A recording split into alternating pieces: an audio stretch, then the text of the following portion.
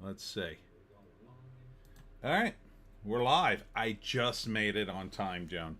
Literally just made it, and that was close. That was a close one. No time to tell anybody about the live stream. So I'll just have to go forward as always, and let's go from there. Is anybody in here yet? I'll give you a couple of minutes to get going, get myself organized here. Oh yeah, what a crazy week! I have a really awesome story. I think it's awesome anyway, about my week. So I will tell you that, and we'll get into some highlights of the box office and the usual nonsense. There's the IMDb, and of course, the Pineys. Um, Pineys book 15 is out. All right, so what happened this week? Oh, JEC is here already. Hi, hi, hi. JEC, always good to have you. So I did this event that I keep telling you about, but I just found it hilarious at the Bayshore Center in Bivalve, New Jersey. And JC, I went to see Trap. It was pretty corny. Corny writing, corny acting, but in a fun way. Interesting. Here's the big question. Does he manage to make the third act, without giving it away, does he make the third act work? Would be my question about Trap. Because that was the big question. JEC, M. Night has a daughter who wants to be a singer, and he built a movie around her singing. Yeah, I saw that. I saw that. She also, I think she's the same one that directs, right? She directed that other movie where everybody's trapped in a box or something, and there are monsters in the woods outside. But that's my question. That's my main question for Trap. Does the third act work? Does the ending work? Because I hear Alien Romulus, the ending's terrible. The movie's good, but the ending's awful, is what I've heard. And I hate that. I hate that more than anything. I'd almost rather see a movie that's pretty bad up until the end. But if the ending is good enough, I don't care. Lost Boys was an example to me of a movie that it's generally pretty okay. Parts of it are annoying in 80s, but the ending is spectacular. I love the ending to Lost Boys. Thank Joe. You're moaning already. JC, there's about 2 or 3 too many fake outs and twists, but you could laugh at it. Interesting. Interesting. 2 or 3 fake outs. I didn't see too many. Too many. Did you just drool on my table, Joan? That's gross. You're a gross dog. 2 or 3 fake outs. That's very interesting. I don't see that many fake outs, but I suppose it's possible. I kind of want to see it. It feels like more of a streamer. But anyhow, I'm at the Bayshore Center, and this maritime museum is on the water in Bivalve, New Jersey, where they harvest oysters. So they have a big night, and they sell oysters and food, and they let me eat for free, which was awesome. JC, the last 10 minutes made no sense, but it's silly kind of way. Interesting. Yeah, it sounds like more of a streaming thing. And I was really psyched because they had an oyster bar at Bayshore. And so at the end of the night, they just said, have as many oysters as you want. And I chowed down. It was awesome. But the other thing that happened, the woman who ran the show, I did the Jersey Devil talk, and she said, do you want to set up your books at the talk, or do you want to set it up where the food is? And I had no idea what would be better. I said, just put me wherever there's more people. So she put me outside where the food was, on this dock where they were serving the oysters and stuff, and people were sitting and eating. So I set up my stuff there, and then I went inside the Maritime Museum to do my thing. And about 3/4 of the way through, JC, I would say it would be a good stream if you're in the right mood to laugh at it. My brother worked on the movie. My family wanted to go see his name in the credits. Oh, that's nice. What was his position on the film? So about 3/4 of the way through my talk, she comes in. LeMay is here. Hi. She walks into the room and kind of is standing there trying to get my attention, but I'm in the middle of my talk, so I kind of can't interrupt it at that moment. So she leaves and comes back about 20 minutes later and finally gets an opening to talk to me, and she says, just so you know, the dock is, the tide came in. And I was like, is that, do I care about that? It's not like it flooded the area, right? And she went, oh yeah, that's exactly what happened. The dock where my books was flooded. Like the tide came in and was too high for the dock. JC, he did the greenery. Oh, neat. Okay, so he was like the plant guy, bringing in the plants. Was there a lot of plants in the movie? Interesting. There are plant guys in big Hollywood movies. Interesting. They used to have I think they had a greenhouse at Universal where they would have just a bunch of plants that they just kept potted, ready to go for whatever you needed them for. And so they had a greenhouse guy, and he would just take care of the plants. I don't know if they still do, but I remember seeing that on the tour and thinking, oh, that's kind of neat.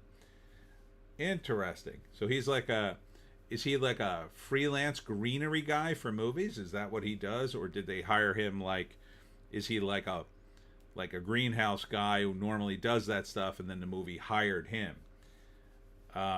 Anyhow, I got my books out off the dock before it flooded too bad, and they didn't get wet or anything, but it was just like a weird moment because I was just like, oh my God, my books will be underwater. I have to get my books.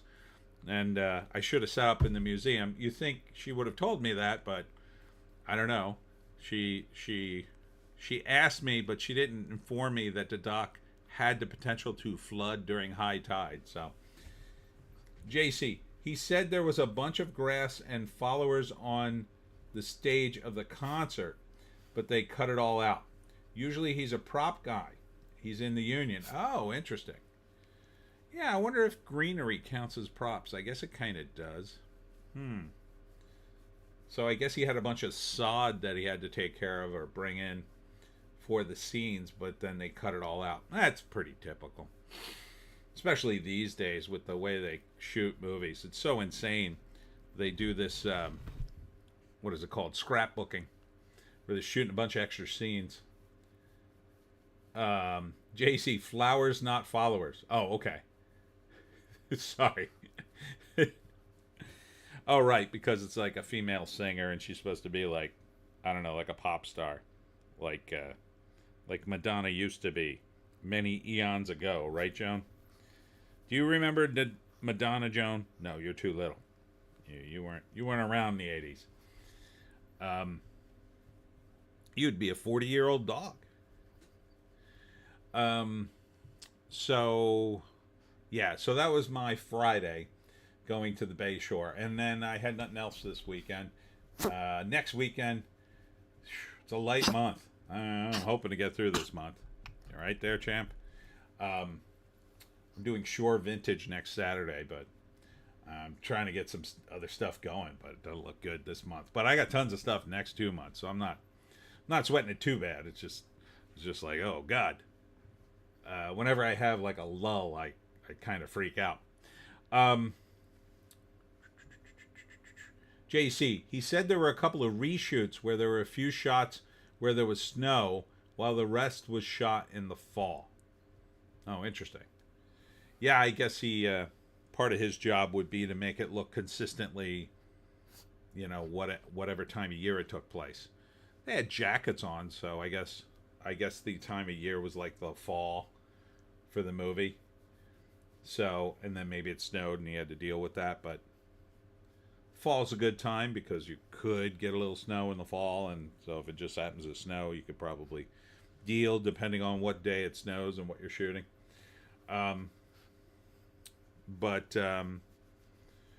Yeah. All right. Cool. So that's The Trap, or Trap, from M. Night Shyamalan, JEC's brother, worked on the movie as a prop guy and greenery guy. Neat. Very neat. All right. let's see how Trap did at the box office this week, along with all the other stuff. So, first up, no real surprise here. Alien Romulus is the winner of the week with $41.5 million. Can we get down, Joan? Okay. Joan's going away already. There you go. So 41 million? That's okay, I guess. I'm hearing it's kind of watchable. 108 worldwide, so it's doing a little better internationally. So, how much did this thing cost? 80 million? Yeah, this will make its money. So, I mean, I'm sort of done with Aliens. There's only so much you could do with this. It's kind of over. And so many sequels that didn't really follow the canon, in my view. So, it's kind of ruined it for me, but I get why people like to see it. It's just one of those things I'm done with. I just see it and I go, nah, no thanks. If I caught it on streaming, if my friends wanted to see it, I'd watch it, maybe. But I definitely wouldn't go to a theater for it. It's just too overdone for me. Number 2, dropping from 1, is Deadpool versus Wolverine, or Deadpool and Wolverine, I should say. 29 million. Not too shabby. Over $1 billion already. 1.142 billion. So probably this is going to level off, I don't know, 1.2, 1.3 maybe. I don't think it's going to get to $1.5 billion, but maybe with, if you add streaming and, I don't know, are they still doing Blu-ray? I could imagine this could go to Blu-ray. I could imagine them doing an entire Wolverine collected edition. That would be something people would be interested in. Just box up Wolverine movies all the way to Deadpool. Yeah, why not? Deadpool's in one of the early Wolverine movies. Not that you would even recognize him. A really stupid version of Deadpool. God, that... You want to talk about a character they initially effed up royally was when they first introduced Deadpool in the what's the name universe, the Fox X-Men universe. It was just like, why'd you even bother? But it was, the funny thing was, it was Ryan Reynolds, who was perfect for the role. And then you watch that movie and go, why did they even cast him? Like, why did they cast any name actor just to run around and not talk? I think he had one funny quip in the movie, and that was it. Number 3, Mrs. Reynolds is in, Blake Lively. It Ends With Us. Did 24 million in its second week, dropping 52%. So not too shabby, holding decently. It's at 179 million. That's pretty good for a $25 million movie. That's, what is that? About 5 or 6 times its budget. And probably coast to an easy 250, doing about 10 times its budget. And there's more books from Colleen Hoover, the woman who wrote the book that this is based on. I'm not sure if it's the same characters or not, but amongst her fan base, they're pretty ravenous on Twitter. So I would say they're of decent enough size to continue to do this. Why a studio didn't... This movie was someone told me this movie was financed by a billionaire. Good on him. I mean, there's not a lot of movies that are worth investing in. Like, any movie concept, I mean, even a good one is a risk. It's a huge risk. But this one, if you had to invest in a movie, would have been a good risk because it has such a ravenous fan base. And it's a book that hadn't been turned into a movie. So I'm just wondering why one of the studios didn't step up. Because she seems to be wildly popular, at least on book Twitter, which pretty sizable, I would say. And it totally skews female. which Hollywood can't get enough of these days. I don't know why they didn't greenlight this movie at Universal or Disney or whatever. Seems like it would have been easy peasy, but now they're going to have to share with the billionaire, who I assume is not going to let go of those licensing rights anytime soon, and he's just raking it in. This may be why, my theory, just my speculation, the reason Blake Lively is getting trashed in the press isn't that she's hard to work with or anything. It may be the studio guys going after her because they want to endanger the movie because it's not their movie, and they don't want it to eat up the box office. Although there's other ways to get at them. They could have just refused to distribute it. But they may be trying to knock her down a peg in order to like swoop in and buy up the movie at some point. If he's smart, he won't sell. He'll finance the next one too. LeMay, she is too normie for them. That might be the case too. There's not a lot of actresses that I can say don't have a reputation for at least some bad behavior. Same thing with actors, really. But I haven't heard a peep up until now about Blake Lively, and she's been around. In fact, she has a pretty stellar reputation as being Reynolds' wife and being nice, and there's a couple of videos of her floating around just goofing around with fans, and I don't know, not sure where all the negativity comes from, but it's the internet, it's whatever. My contention is there are a bunch of PR firms in New York and LA, and they spend their time trying to manipulate this us, everyone, the fans, based on whoever's paying them the most money and what they want to succeed and what they want to fail. And they usually fail, but the studios are beholden to them enough that they still continue to try. That's my theory anyway. Number 4 is Twisters, dropping from 3 to 4, 9.8 million in its 5th week. This thing make money? I think it did. 326 million? Yeah, that's money. That's money. I mean, if you use the formula, it's not a great return, but it's totally profitable. That's all you need. That's all you need. Glenn Powell his box office is pretty solid. Pretty solid. He seems to be doing well in almost every movie he's in. So, except for that one, it was like it took place during the Korean War. It was just like Top Gun, except it took place in the Korean War, and his co-pilot is Korean American, and everybody's prejudiced and racist, and it's a whole anti-racism during war thing. Didn't do too well, but I don't think it made its money, but it looked fine. Number 5 is the re-release of Coraline at Fathom Events. This movie has been out a long time, so it's a re-release. I think it's a remaster too. 8.3 million. That's pretty damn good for a movie that hasn't been out in years. Although did it make money? What was the cost on this thing? 60 million. Yeah, that's money. That's money. So this is just more money. Good for them. Was Coraline... Did Neil Gaiman have something to do with Coraline? I want to... Because there's a lot of stuff going on with Coraline or Neil Gaiman these days.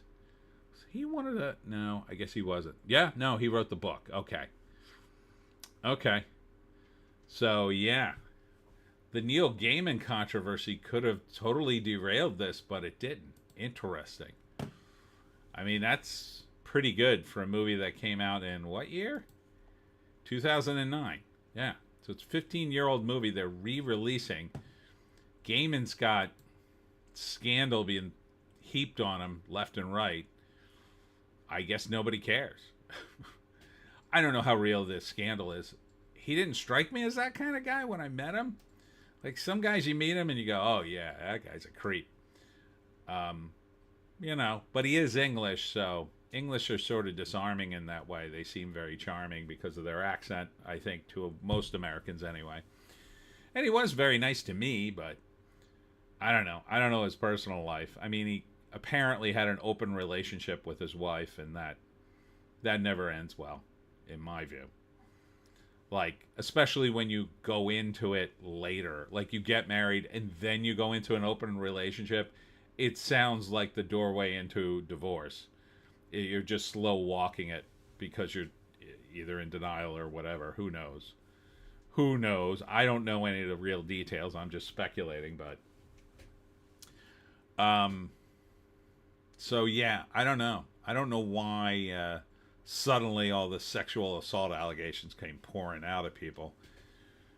Could just be somebody's looking for a payday and then other people piled on. It could be that he was really a creep all this time. I don't know. Could be totally innocent. Number 6 is Despicable Me 4. This definitely made its money. So made another $6 million. Yeah, no reason to take it out of theaters. That's a solid enough return for a weekend. $6 million. Yeah, some movies don't even get to $6 million. Number 7 is Trapped. There it is. So JEC's brother worked on this movie. $62 million? I don't know. I don't know what the budget was. Yeah, I mean, it takes place in the modern day. Doesn't have a tremendous amount of effects. But it didn't look cheap. It takes place during a concert. And I guess in some respects he would have saved money because I think most of the action takes place in the concert venue. So you would have just had to have rented that out, done the big scenes, and then shot the smaller scenes after. So it could be pretty affordable. Yeah. So I mean, he might have been able to shoot it for like 20 or 30 million. And with 62 million, yeah, he'd be at money. I don't know though. M. Night was pretty much an A-list director. I don't think he really is anymore, but I don't think they would spend that low of money on him. I think they would give him at least 50 million, I'll say. So, but it could break even, maybe make a little money. Inside Out 2, number 8. Of course, it's a beast. 3.2 million on a movie that's already made $1.6 billion. Crazy. I never would have called this. It's almost made $1 billion internationally. That's nuts. God, Lewis Black must be so damn happy. I just thought, this just be another stupid Pixar movie that does some business and then goes away. But geez, they're gonna they're gonna sequel the hell out of this thing, and that is way more than Deadpool. Well, not way more, but a lot more than Deadpool and Wolverine. And that's Walt Disney too. So between this and Deadpool and Wolverine, I mean, you're looking at almost $3 billion. So, again, does Disney really care about a movie like Captain America 4 if it bombs and loses them $300 million? Probably not. Probably not, because they just write it off and it's all good. Number 9 is Borderlands, dropping from 4 in its second week. A 73% drop. That is not legs. That is a paraplegic kind of numbers for a movie. To drop 73%, oofa. It's still in over 3,000 theaters. This movie's getting hammered by everybody. I don't know a single critic who thought this was nice or good. Ooh. 13 million domestic. 7.7 million international. So no one overseas probably knows who the hell the movie is. Who the hell is it aimed at? You do a game like this as a movie, you're supposed to aim it at the people who play the game. Or even, why even do it? I saw Critical Drinker's review of this movie. He saw it. And he says that Kate Blanchett is horribly miscast. I completely agree with that. She looks uncomfortable. Jamie Lee Curtis doesn't belong there. She's too old for it, I think. Too old to really pull off a, crazy scientist role. Kevin Hart, maybe. Not really a actiony guy. And I don't know, the young girl, nah. The plot is apparently nearly incomprehensible, and it's just one boring stunt piece after another. Just, it's like a video game. It's like watching a video game, only with, I don't know, something about watching other people play video games actually kind of mildly appeals to me when I'm watching them on YouTube sometimes, depending on who it is. Like, sometimes I do watch Razor Fist play video games, but he's an interesting guy, and he talks about stuff while he's playing the game, answers questions and whatnot. You're not going to get that with a movie that's like a video game. And, like, you don't really want to be like the video game. Borderlands, I played Borderlands. It wasn't a compelling story to me. It had some cool monsters on, different planets and whatnot, but it wasn't that interesting. Like GTA, that had a plot. That had characters in it. Some of them were interesting. Borderlands, other than the Jack Black robot character, I couldn't even tell you the other characters. And if they're players, it's just really you running around a planet, so that doesn't really translate. I mean, so they just needed to make a good movie, and I don't think they succeeded. Number 10, Stree. What the hell is Stree? Well, it's Stree 2. What the hell is Stree? I have no idea what this is. It looks like a monster movie. Stree.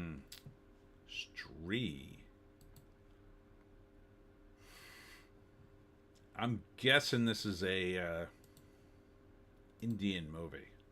Let's see. Stree 2. Yeah, judging by the names, 100% a Indian movie. After the events of Stree 1, the town of Chandirai is being haunted again. This time, women are mysteriously abducted by a terrifying headless entity. Ooh, that sounds cool. Once again, it's up to Vicky and his friends, to save their town and loved ones. Oh, that's cool. It was like some kind of supernatural head. I might have to see these movies. Looks pretty cool. Right up my alley. From Dishan Vijay. 3 Indian dudes gonna save the day against the supernatural and then the girl boss. So, if you're going to do funny, you see the big expression on this. Look at this big expression this dude has on the poster. See, that screams comedy. Like, what? Oh? I mean, they all look like they're looking at something. This guy's screaming. This guy's like, huh? This guy's like looking concerned. I guess she's the girl boss. She has like some sort of magic weapon, and he looks stunned. I mean, it looks like there's something going on the trailer poster or a movie poster. Gotta have that. So maybe I would see this. It did $2.1 million in the States, so I wonder if it's subtitled, though. I'm guessing it probably is, but I don't know. The Indians have some funny movies. I've seen a couple of them. I liked RRR. I always mention that one because that was a crazy, stumbled upon that, and I was just like, oh, this is kind of cool. There's been a couple of others. Number 11 is Harold and the Purple Crayon, $1 million. This is Zachary Levi's in this. Yeah, I mean, this is a kid's movie. 19 million. Look kind of pricey. It has a lot of effects because you draw stuff with the crayon and it comes to life. So, I don't know. That doesn't sound like money. Number 12 is Cuckoo. This was kind of a thriller movie with this trans person. Hunter something. They look good for it. I mean, they looked, you know, a lot of times you see a trans actor in a movie and it's all about being trans. And it's like, it doesn't feel like it almost doesn't feel like a movie. You know, it's just a more drama and lecturing. This is the first time I saw an actor who just happens to be trans who looks like they're just there for the movie. They're about the plot of the movie. They're not focusing on the trans aspect of their life. I don't even know if they're trans, if their character is trans or whatever. Just looks like, okay, they just happen to be caught up in some crazy supernatural thing. So, looks perfectly fine. Number 13 is Long Legs. This is the Nick Cage serial killer movie. I've heard mixed things. Kind of going to wait for streaming. Looks like it did 92 million. This might have made money because it doesn't look very expensive. DD, it's an anime thing. 700,000. I have no idea. Number looks like 15 is Skincare. This is Elizabeth Banks. Oh, this is not good at all. $315,000. A talented anesthetician in West Hollywood becomes convinced someone is trying to destroy her life. Apparently, it was based on a true story about a woman in skincare. It's only in 768 theaters, but that doesn't bode well. It seems like this is a small movie. And Elizabeth Banks, I gotta, again say she really blew it with Cocaine Bear. That movie could have been friggin' gangbusters, but that third act killed it. It's a shame. After that is Rob Peace. Rob Peace. I think this is a urban drama of some kind. I forget. An underprivileged, gifted young black man from Newark reaches Yale University only for shadows and injustices from his past to threaten his future. Most of these movies bore me because they're all kind of all the same. $253,000. It's only in 500 theaters, but doesn't seem super strong. Sing Sing is next. That finally cracked $1 million.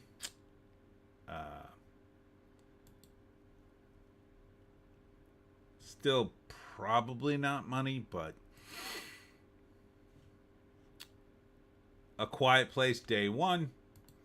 What was the final tally on this? 261 million? Yeah.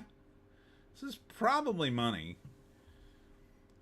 I don't recognize a single actor in it, but not my franchise. I don't really care about A Quiet Place. Cat Video Fest 2024, $82,000. I don't know why they put this in theaters. Good One, a small sort of thriller movie in its second week. Hard to judge. It's not in a lot of theaters, but $45,000. Widow Click-Quat, $39,000. Again, very limited release. The Good Half, Utopia, 53 theaters. It's only done $146K. What's The Good Half? I forget. What? I don't remember. Another quirky film. The Firing Squad. Looks like a crime drama with Cuba Gooding Jr. I think there's some religious aspect to that. Caligula, back after many, many years, has done $30,000 this weekend. its domestic box office is 23 million, but I think that counts the stuff from back in the 70s. Maybe not. Maybe it's only counting re-releases, but it doesn't seem like it made much money. Is there international release of this? Czech Republic, France, of course,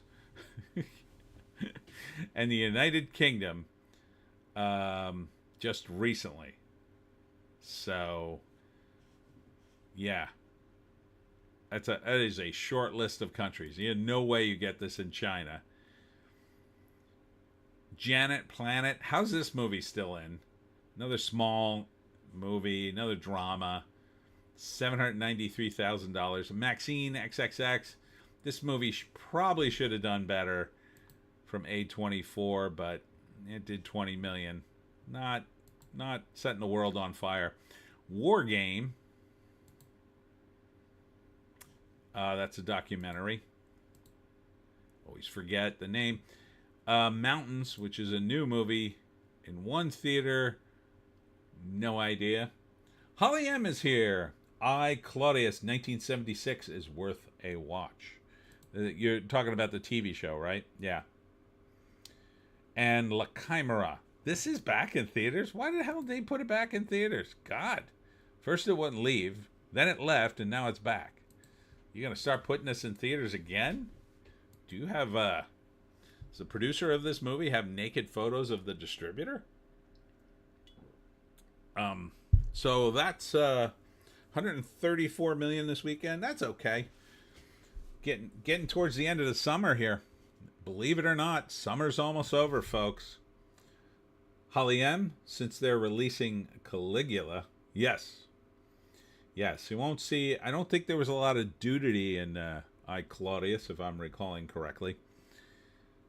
Although I imagine there was probably some, because the Greeks were always running around naked. There's a lot of nudity in Caligula, but you get to see Helen Mirren naked when she was hot. She was pretty hot back then. But there's been some funny articles about it. The re-release, just, how Hollywood made a $1 million porn movie, which essentially that's what it is. What was the budget? Oh, come on. You don't have the budget for Caligula?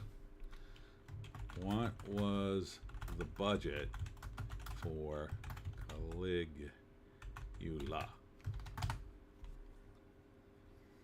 Let's see. 1980 it was. Oh, this is about Caligula the Emperor. I don't want that. Here we go. Caligula financial information. Oh, it's from the same damn site. Yeah, no. What was the budget for the Caligula movie? There we go.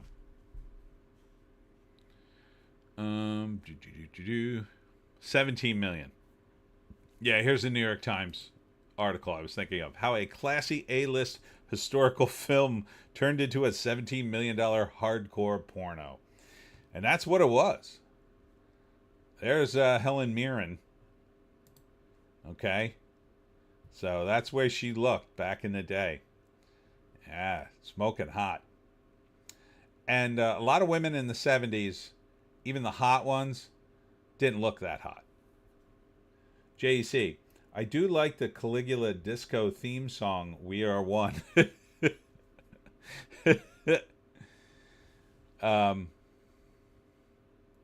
Yeah, and everybody's acting weird and sexual because it was 1980, but it was the 70s when they shot it. Here it is. A lot of sex, multiple unsimulated orgy scenes that leave nothing to the imagination and go well beyond what most imaginations can whip up. For instance, Emperor Tiberius, old tool, home on the island of Capri, completely nude woman wields a live eel. Penthouse even published a special collector's edition in January 1981 called Girls of Caligula, the same of which could not be said of Cleopatra or Spartacus. There's Malcolm McDowell. Holly M, since they're releasing Caligula. JC, I do like, oh, I read these. JC, porno written by Gore Vidal. Yeah. Yeah, it was weird. It was weird and tawdry and sexual and lot of shots like this. A lot of reaction shots. Very pretentious in my... The most expensive independent movie of all time at that point, with a budget of $17.5 million. It beat Star Wars by $6 million. The movie was a starry affair. Malcolm McDowell, Peter O'Toole, very big actor, John Gielgud, and Helen Mirren. The supporting cast, actual porn stars, because they were perfectly fine getting railed on camera. And like, when I saw this, and I saw this sometime in the 80s, I couldn't even watch the whole movie. It was a little much for me, even though I was like, oh, cool, I'll see crazy sex scenes. JC, it was pretty aimless, honestly. Poor pacing and aimless. Yes, I would agree with that assessment from what I saw. But, like, the scenes of sex, like, they do not pull any punches. Like, people are having sex everywhere, like, right in front of you. Like, they're not like sometimes in a movie they show people having sex and they're kind of cheating it. They're not really having sex, or you can't really see. Oh no, you can see everything at different points and times. They did stuff I've never even seen in a porno movie, and I'm just like, whoa, this is a lot. I wonder if this movie messed up Tim Waltz. Maybe that's his problem. That's why he drank the horse semen, I hear. Just a guess. But yeah, it's crazy that this is back out in theaters. Just nuts. I'd be embarrassed to go see it in a theater. You know? Can you imagine sitting in a theater, seeing a porn? I mean, like... I'd just be like, I don't want to watch this with other people in the room. It's not the kind of movie I want to watch with other people. Maybe one other person, but that's it. It's like, yeah, there's a lot of other stuff happening in the movie too that, I don't know. I mean, you can see it for yourself if you want to. But, again, not for the faint of heart. So, let's see what's happening in the trades. All right. Alien takes over the box office. JC, lots of sex, but it's not really sexy kind of sex. Yeah, but it's like really graphic in some places. I was just watching it going, oh my God, they're showing this. Like, it wasn't even germane to whatever story they were trying to tell. It was just happening everywhere. Animation Guild still on a strike, and they're going to resume bargaining in September. So if you're waiting on any cartoons, you're going to be waiting a little longer, I think.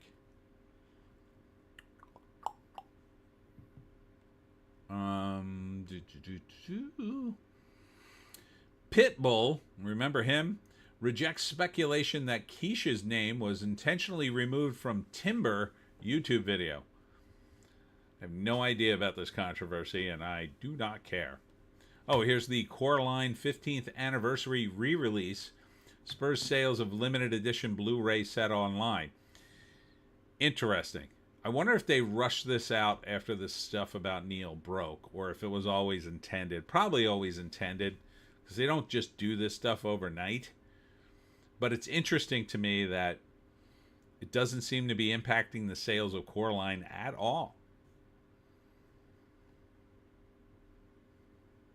Borderlands blunder proves Hollywood hasn't mastered adapting video games to film. Oh no, they just made the $1 billion plus movie, a little movie called Mario Brothers. They can certainly make a good movie, but Borderlands, if you were going to make a Borderlands movie, that would be a situation where you'd have to drop, a lot of the video game. and just make a good movie with some of its trappings. That's it. That's all you could do. I mean, like, Fallout, the TV show, is not very good.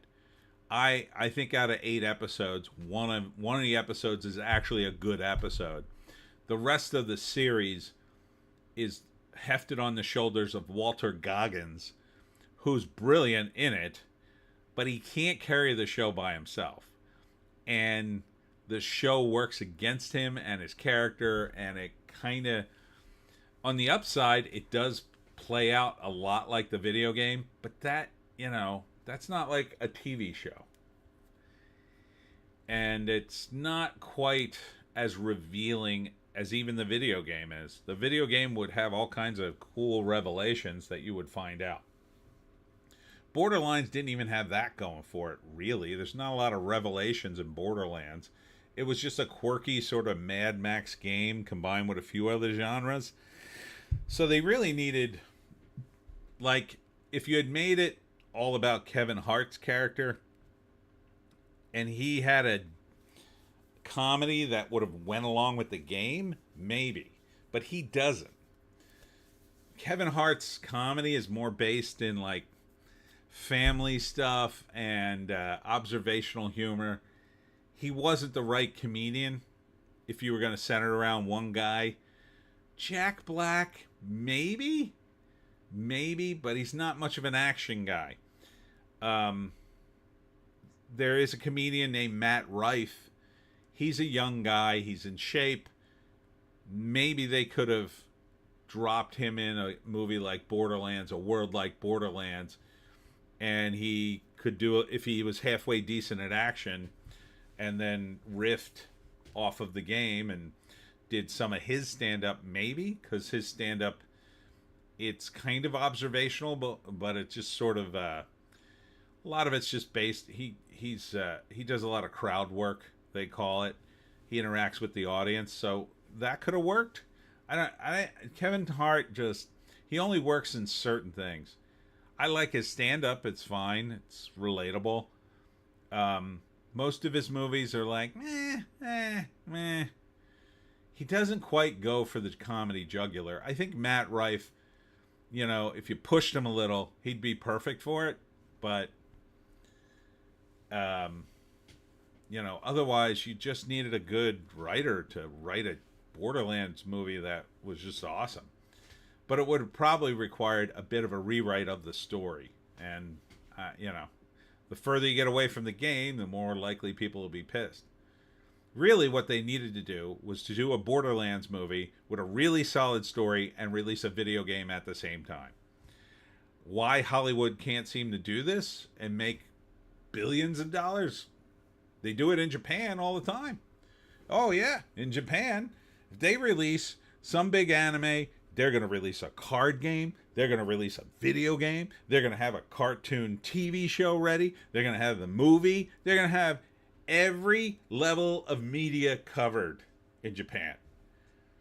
They are totally on point with that kind of stuff in Japan. In America, well, let's release the movie and see how it does, and then maybe. And then like now they're building Cars, the theme park in Disney. Cars is a movie that's so over. Enough people probably remember it, but it's a little late to be building Cars Land. You don't have any new movies out. It was a cartoon. You don't need to remake them. I guess you could do another one. But, jeez, it's a little late to do Cars. Although Disney doesn't have any hits, it seems. But, Deadpool and Wolverine seem to be a hit. Why aren't they doing Marvel Land at Disney? Like, why aren't they doing the Marvel Heroes at Disney World? They must have some rides there. Why don't they do X-Men Land and the Danger Room and the Avengers Mansion? Why don't they build all that? Why are they building Cars? Doesn't make any sense. They're still doing Marvel movies. I don't think they're doing a new Cars movie anytime soon. Brian Cox says, state of cinema is in a very bad way, blames Deadpool and Wolverine and comic book movies. It's beginning to implode. Let me get back to that in a minute. JEC, you can still sell little Matchbox cars to 2-year-olds forever. That's why they keep making those movies. Sells tons of car toys, I guess. But Brian Cox is... I mean, it's a dumb time to release this soundbite because Wolverine and Deadpool and Wolverine's doing extremely well. But I don't think Captain America 4 will do well. I definitely don't think Thunderbolts is going to do well. So Marvel's got 2 more stinkers coming down the pipeline. So yeah, the whole thing could collapse on them. They could get to the point where they could... I mean, for all reports, Furiosa was a decent movie, but people just didn't want to see it because of the marketing, because it didn't have Mad Max in it, and it didn't do well. It lost money. That could very well be the future of Marvel movies. It could be they do a halfway decent... I mean, I don't think Captain America 4 will be good, but let's say they did a halfway decent job, but people just don't go see it. They're screwed. They'll lose millions of dollars. And then what? Then it's time to shut down all the MCU. And then people won't go see it simply because, it's over. It's over. But, I guess he sort of has a point, but dumb time to say it when Deadpool and Wolverine is burning up the box office. John Aprea, Godfather Part 2 and Full House actor, dies at 83. I don't remember him. JC, Furiosa was mid as hell. Yeah, but it flopped. Like, a mid movie should probably make its budget back. Furiosa did not, I believe. I think we determined that last time, but I'll just check to confirm since we can. Furiosa. Come on. All right. Okay, here it is. 172 million, $168 million budget. No, this is. I mean, it made its budget back, but it had to be millions and millions on. They advertised the hell out of this movie, so that sounds like a loss to me. Over at the Fandom Pulse, Marvel Comics turns the Ultimates into anti-white racist screed under diversity hire Deniz Camp. Is that the name of the person? Deniz Camp? Deniz Camp hates America and white people, and it shows in the new issue of the Ultimates from Marvel Comics. Who the hell are these characters? Who the hell are these characters? Where's Spider-Man? Where's the X-Men? I don't know who any of these characters are. JC, mid isn't worth paying full price opening weekend. That's true. That's true, but I mean, it certainly wasn't worth it to me, but you know, compared to what's out there, this is unbelievable. Marvel Comics is in such sad shape to me. Huh. Is that supposed to be She-Hulk? God, that's awful looking. By what? What makes America? Commerce Captain?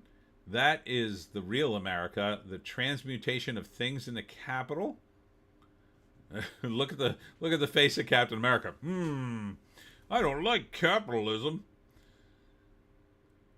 I am Lajori Joanna Zakaria, protector of the Stoil and everything on it. Who is this character? I don't know who this is. Who are all these mutant characters? They're some gross looking mutants. JC, based Iron Man. So yeah, I don't know what they're doing over at the Ultimate. Who cares? Who cares? No one is talking about this. I do comic book conventions all the time. No one is talking about new Marvel. No one's talking about DC. But that's par for the course. The only time people talk about DC is something happening in Batman, maybe Superman. These comic book companies are in the toilet, in my view.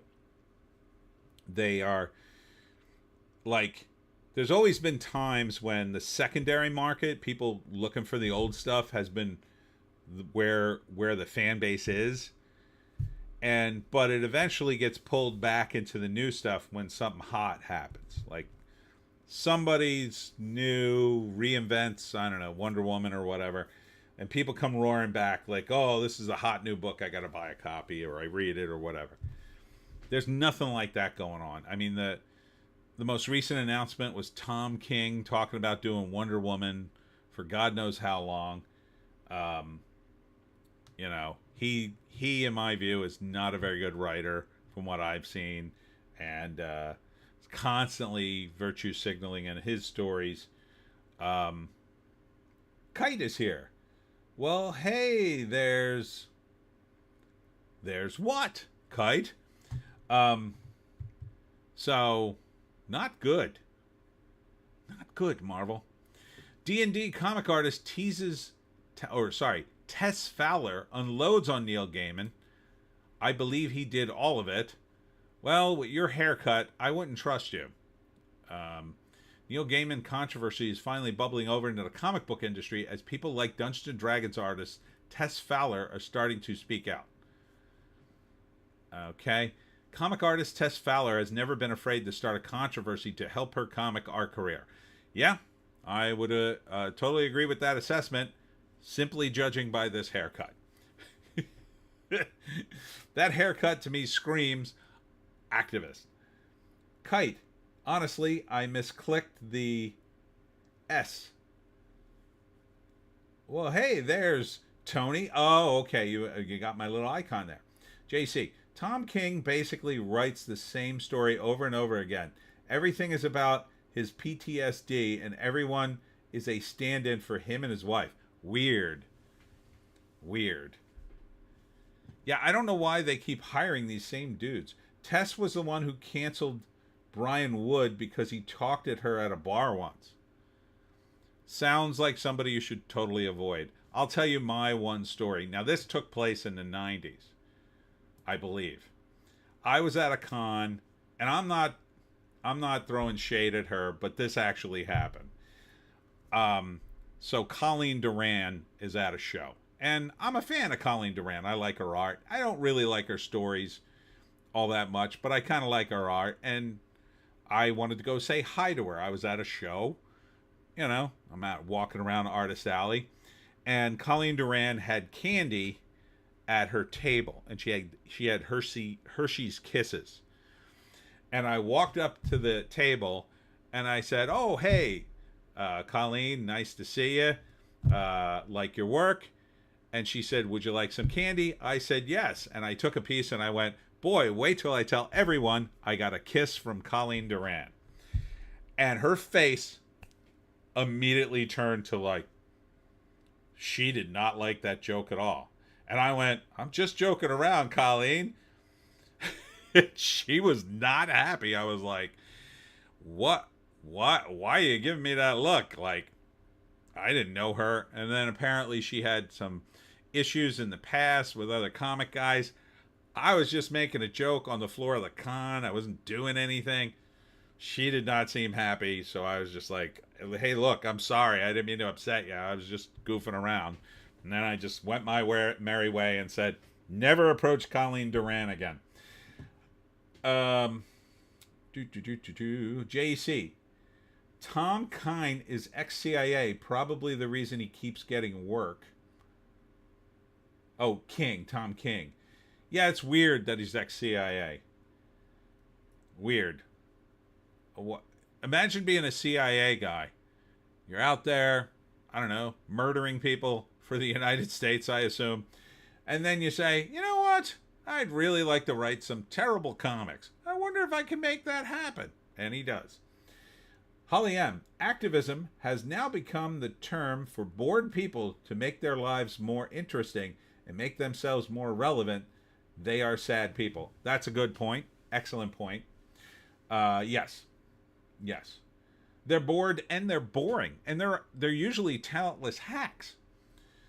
Their stories are terrible.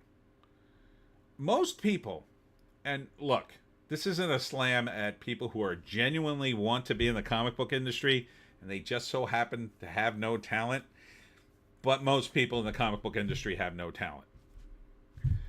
That there are a lot of exceptions. I'm not saying there's not. But I met a ton of people. Some of them are nice people.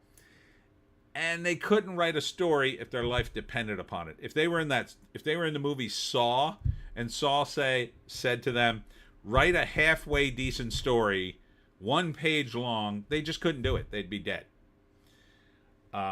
So it is very hard to write good stuff, but part of the problem is the reason comics were better in the past is they also had good talent in the editorial staff. And it was an editorial staff that had a high standard and said, no, this story's no good, go back and rework it, or no, we can't use you, we're going to hire somebody else, or whatever. Now that's gone out the window with DEI hires or whatever the hell they're doing.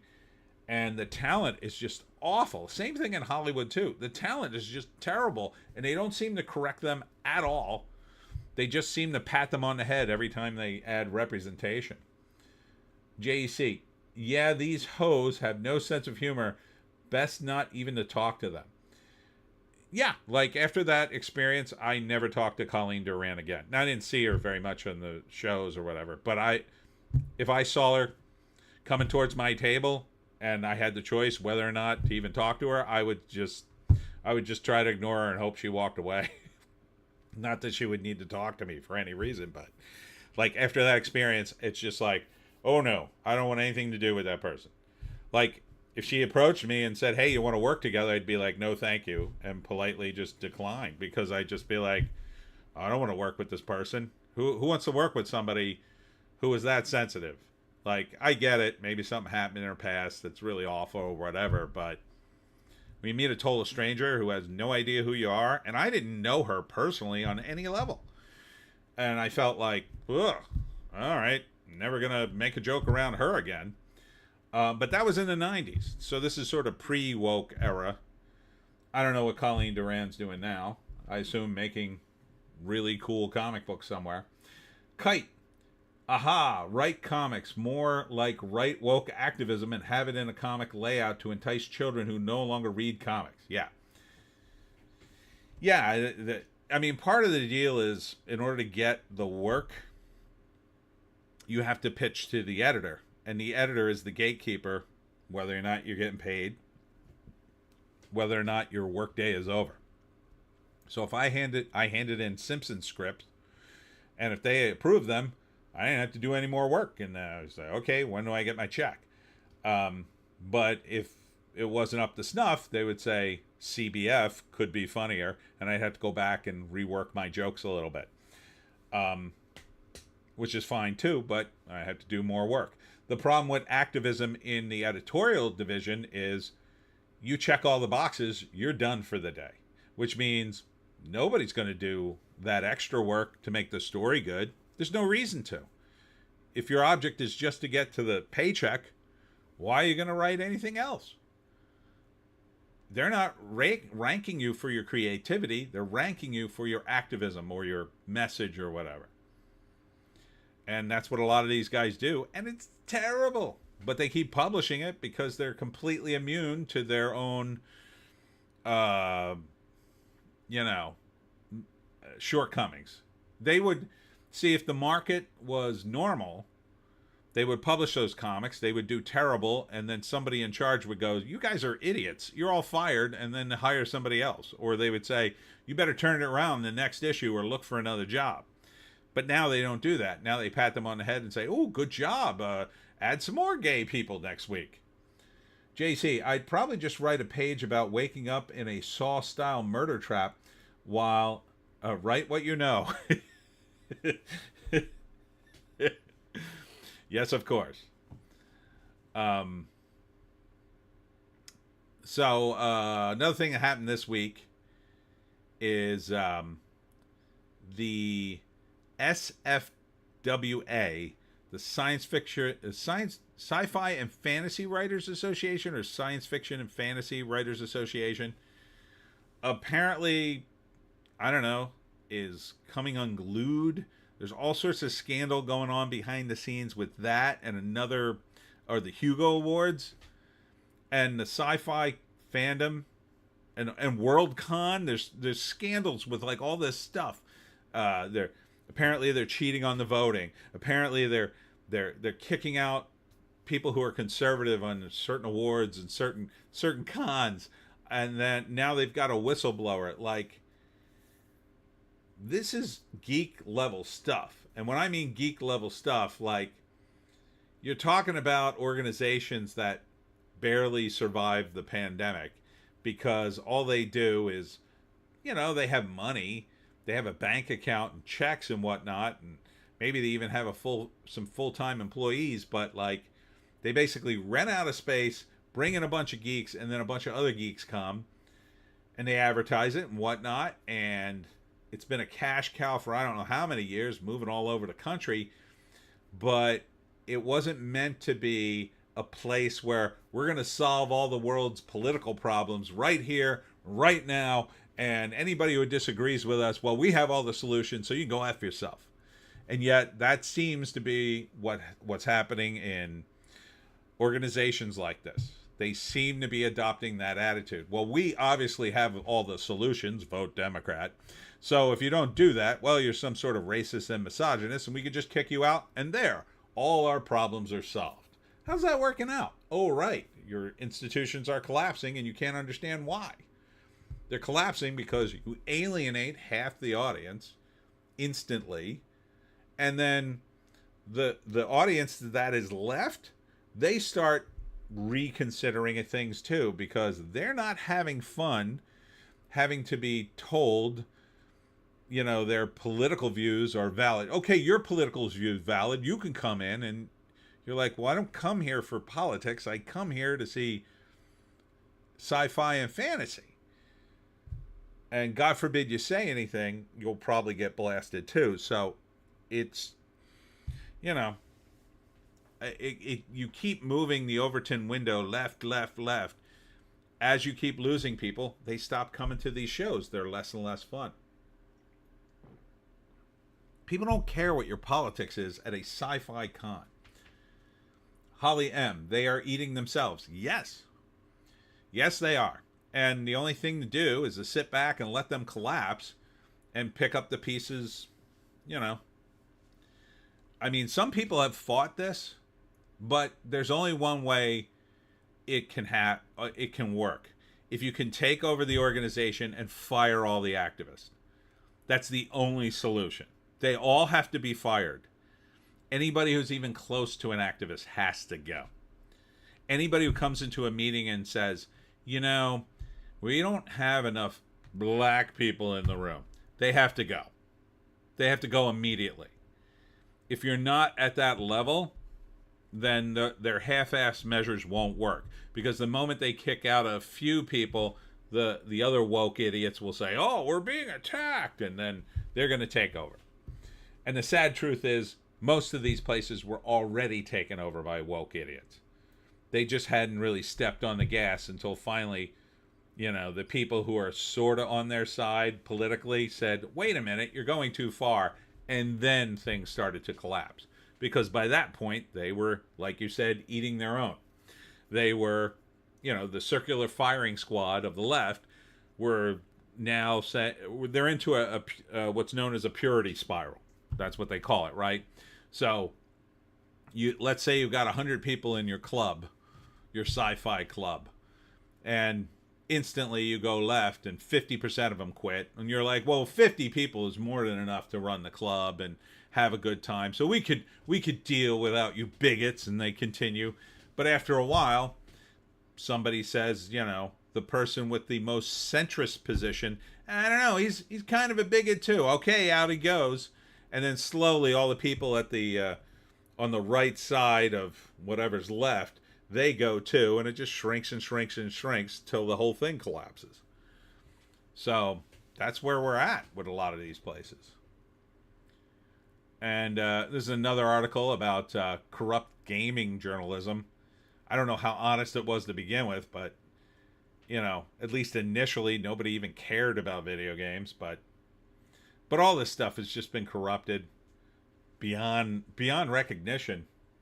Sam Rogers, it's hard for them to fight back if they all get fired at the same time. Yeah, that's another thing. Like if you fire them all, a lot of them won't fight back because they're afraid. But there will be a handful of them that are litigious enough that they don't care. They'll get a lawyer and try to sue you or whatever. It depends on how big the organization is. But if you have some sort of group or club or business and you got woke activists in there, you need to get rid of them as quickly as possible. And legally, I'm saying, but you cannot have politics in your business.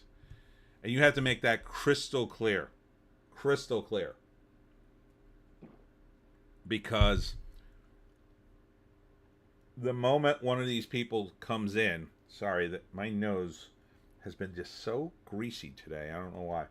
The moment you get one of these people, they'll just keep calling or implying, at least slowly, they imply everything's racist until they control it.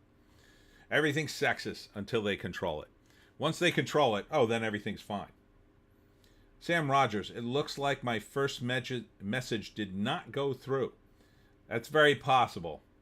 YouTube, is my nose bleeding now?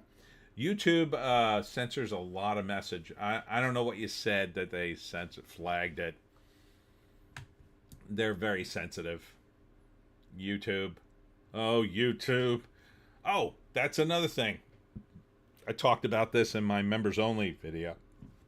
I got blasted for a video I did. One of my videos was on 3 trailers.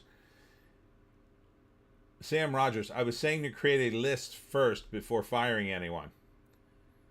Yeah, possible. I mean, you have to be careful. I'm not sure the legality state to state. That might break some sort of hiring law, depending on how big your organization is. But you have to be careful. But you have to lay down the rules at least and say no politics in the office. Anyone promoting candidates or positions or whatever in office on company time will probably get fired. And you have to be consistent with that rule. So if you get some maniac Trump guy who also won't shut up, you might have to fire him too. But it's the activists you really have to worry about, because they undermine everything, because everything's racist, everything's misogynist, America's bad, blah, blah, blah, blah, blah. But it's starting to turn around. The trend is dying. It is a trend. And once it's unpopular enough, you're starting to see more and more kids on TikTok saying, oh, I'm a big fan of Trump now, and Trump this, Trump that, and they're also saying some spicy things. It's all going to come away from the woke idiots. And whoever's left in the woke camp, they're going to be very, very unhappy. I promise you, because they will be the minority in a big way. Because it'll be about as popular as, like, I don't know, disco or emo or whatever other dead trend you can think of that nobody does anymore. And you can cry and scream about it all you want. It won't make a damn bit of difference. But anyhow, I had some haters in my comments. And another way to deal with them, at least on a YouTube channel, I just delete their comments sometimes. If they're too rude to me or call me names, I just deleted them. I don't expect to have any interaction with them. I don't expect them to even notice, and none of them did when I deleted their comments. So no sense having the comments hanging around there so people go, oh my God, is this guy a racist? I just deleted them. So F those people.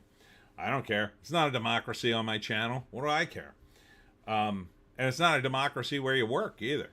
Your boss is the one in charge. Whoever's paying everybody is in charge. So the boss gets what he wants. For the most part, legally, YouTube, legally. But yeah, I mean, who the activists are. You just call them in the office and say, you do this again at work, you're fired. And then you fire them the moment they do it again. Rogers, I know creating a list sounds bad, but firing must be swift. Yes. Yes. At Marvel, I would fire everyone and start over. It's too far gone. Same thing at DC. I would just fire everybody. I would hit the reset button.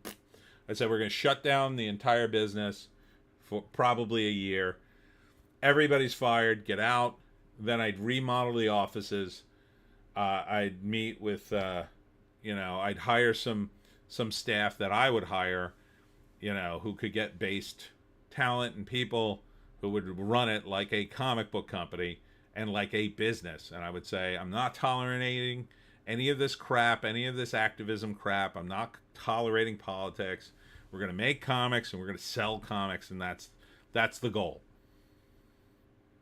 Sam Rogers, the activists are the establishment at the youth.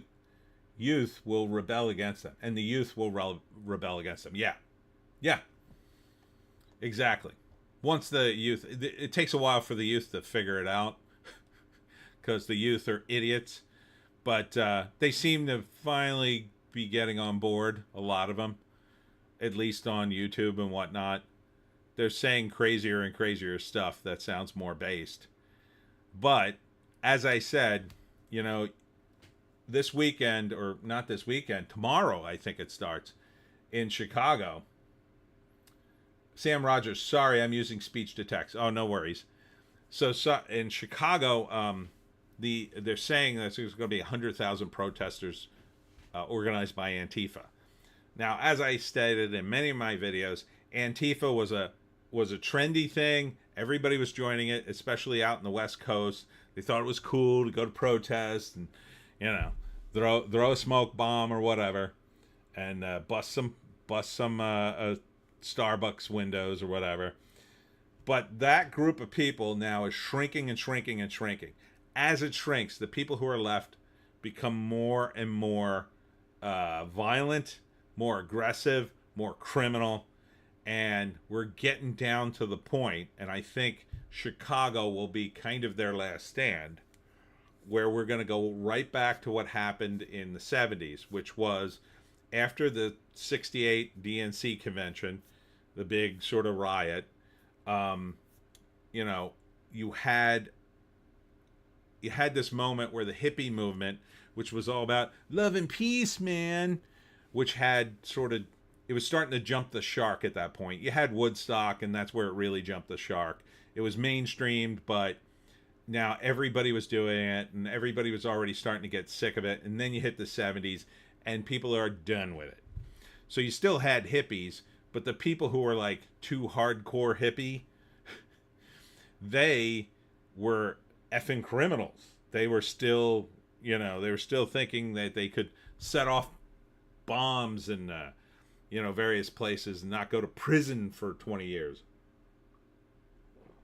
And so they started to get, there were fewer of them, but they started to get way more aggressive. But you didn't see these big protests anymore. People just got sick of it. They went into discos and they started doing cocaine or whatever. JC, the BLM kids became anti-Israel and turned on them. It's kind of funny, actually. Yeah, it's crazy.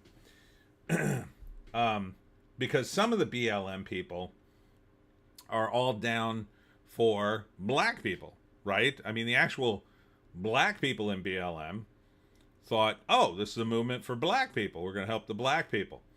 And then a lot of them, I think, are very disillusioned by the fact that a lot of the money at BLM didn't actually go to black people. It just went to the Democrats. And then, you had a bunch of college white kids who were like, oh, yeah, BLM. But they just move on to the next thing, the next protest thing, the next thing, the next thing. So, we're like, 50 causes away from BLM at this point. Now we're on to, Comrade Kamala, and her wackiness. But even that's no good for the anti-Israel kids or Gaza kids, whatever you want to call them. 100,000 of them are going to the DNC tomorrow to maybe shut down the city. 100,000 people is a lot of people. It's a lot of people. I don't know that the Chicago cops are going to be able to arrest them all, especially the kind of shape the Chicago cops are in. these days. Sam Rogers. I remember when Antifa hit the guy with the bike lock. I remember that too. When they found out his identity, he was an ethics professor. Yep, I remember that. A lot of these people fold right away, or, they're barely, they're a college professor getting arrested for assault. That's pretty bad.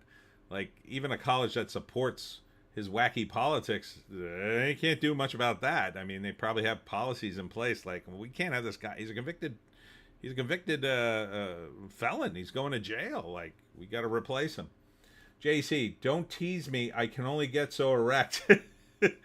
Oh, I think I kind of can't wait. I don't want to see anybody get hurt, but I think it's inevitable, unfortunately, in Chicago.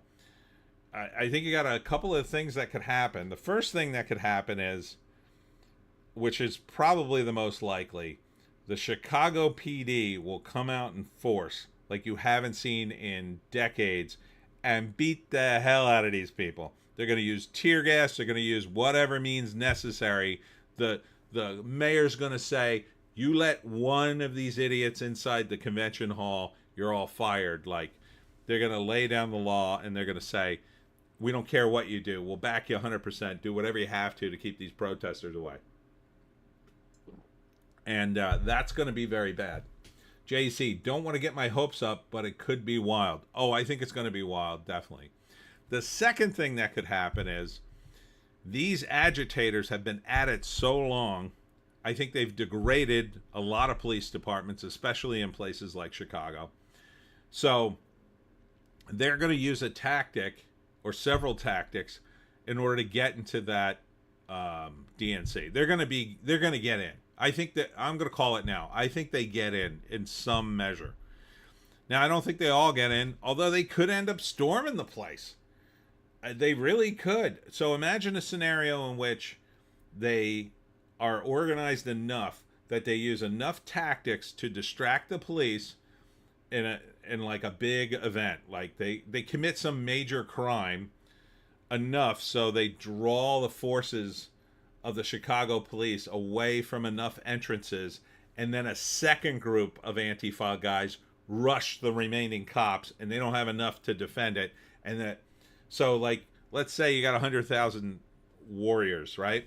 You put, 50,000 of them in one corner where the convention hall is, start a major riot, forcing the cops to reinforce it in that direction.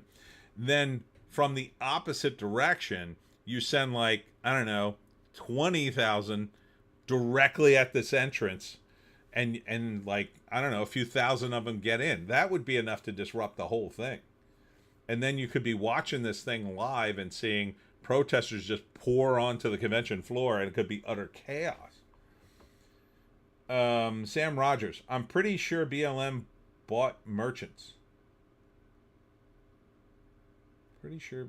I'm not sure what you meant by that, Sam. Maybe it was the text to the speech to text thing. JC, I watched a bunch of stuff about the 68 convention. This election cycle is a lot like the 68 election. President stepped down. A Kennedy is running. Somebody got shot. Yeah, it's crazy. They say history doesn't repeat, but it rhymes.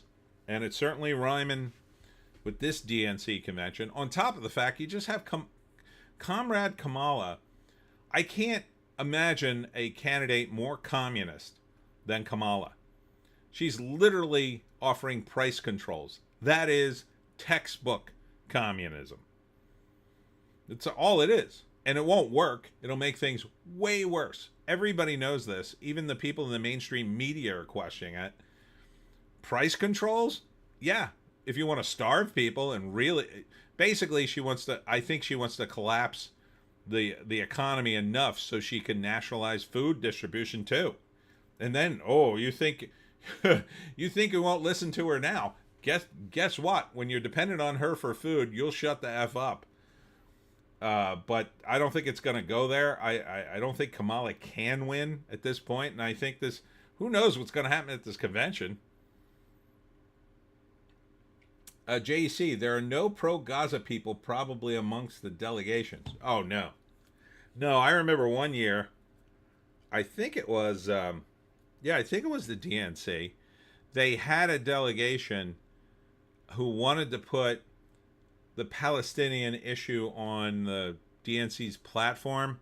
I'm not sure exactly what their angle was, but they were shouting, and they had just enough votes to get it on the platform or at least be listened to. They refused to listen to him. And I think it was the mayor of Los Angeles at the time just basically ignored them while he was giving I don't know, he was running down some of the, he wasn't giving a speech, but he was like running down some of the vote count or something. He completely ignored them. JC, 68 convention was in Chicago too. Yep. Holly M, you really scare me how far communist we are going, and had these people do not understand what they are doing, if it was that way, it would have worked in the past. Yeah, most of these kids and most people that I meet who they think they exist in a paradigm mentally of 20 years ago. So like 20 years ago, Democrats, and this is the fault of the Republicans really, Democrats were called communist. Yeah, they were called communist all the time. Ah, you commie. But it wasn't serious, right? It was like, you know, they weren't really communist back then. They were just idiots. And so now when you do it, a lot of those people go, oh, right, you're calling them communists. That's not really the deal. Stop saying that. And then you try to tell them, no, no, no, this time they really are communists.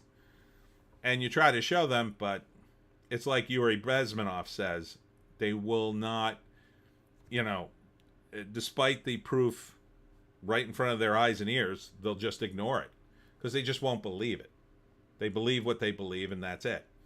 And one of the problems with education in this country is they ranked students in the United States based on various criteria.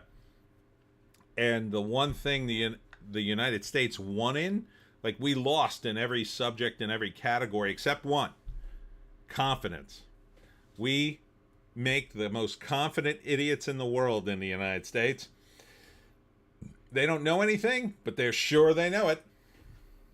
Kite, well, she's also planning to steal from people to give to others.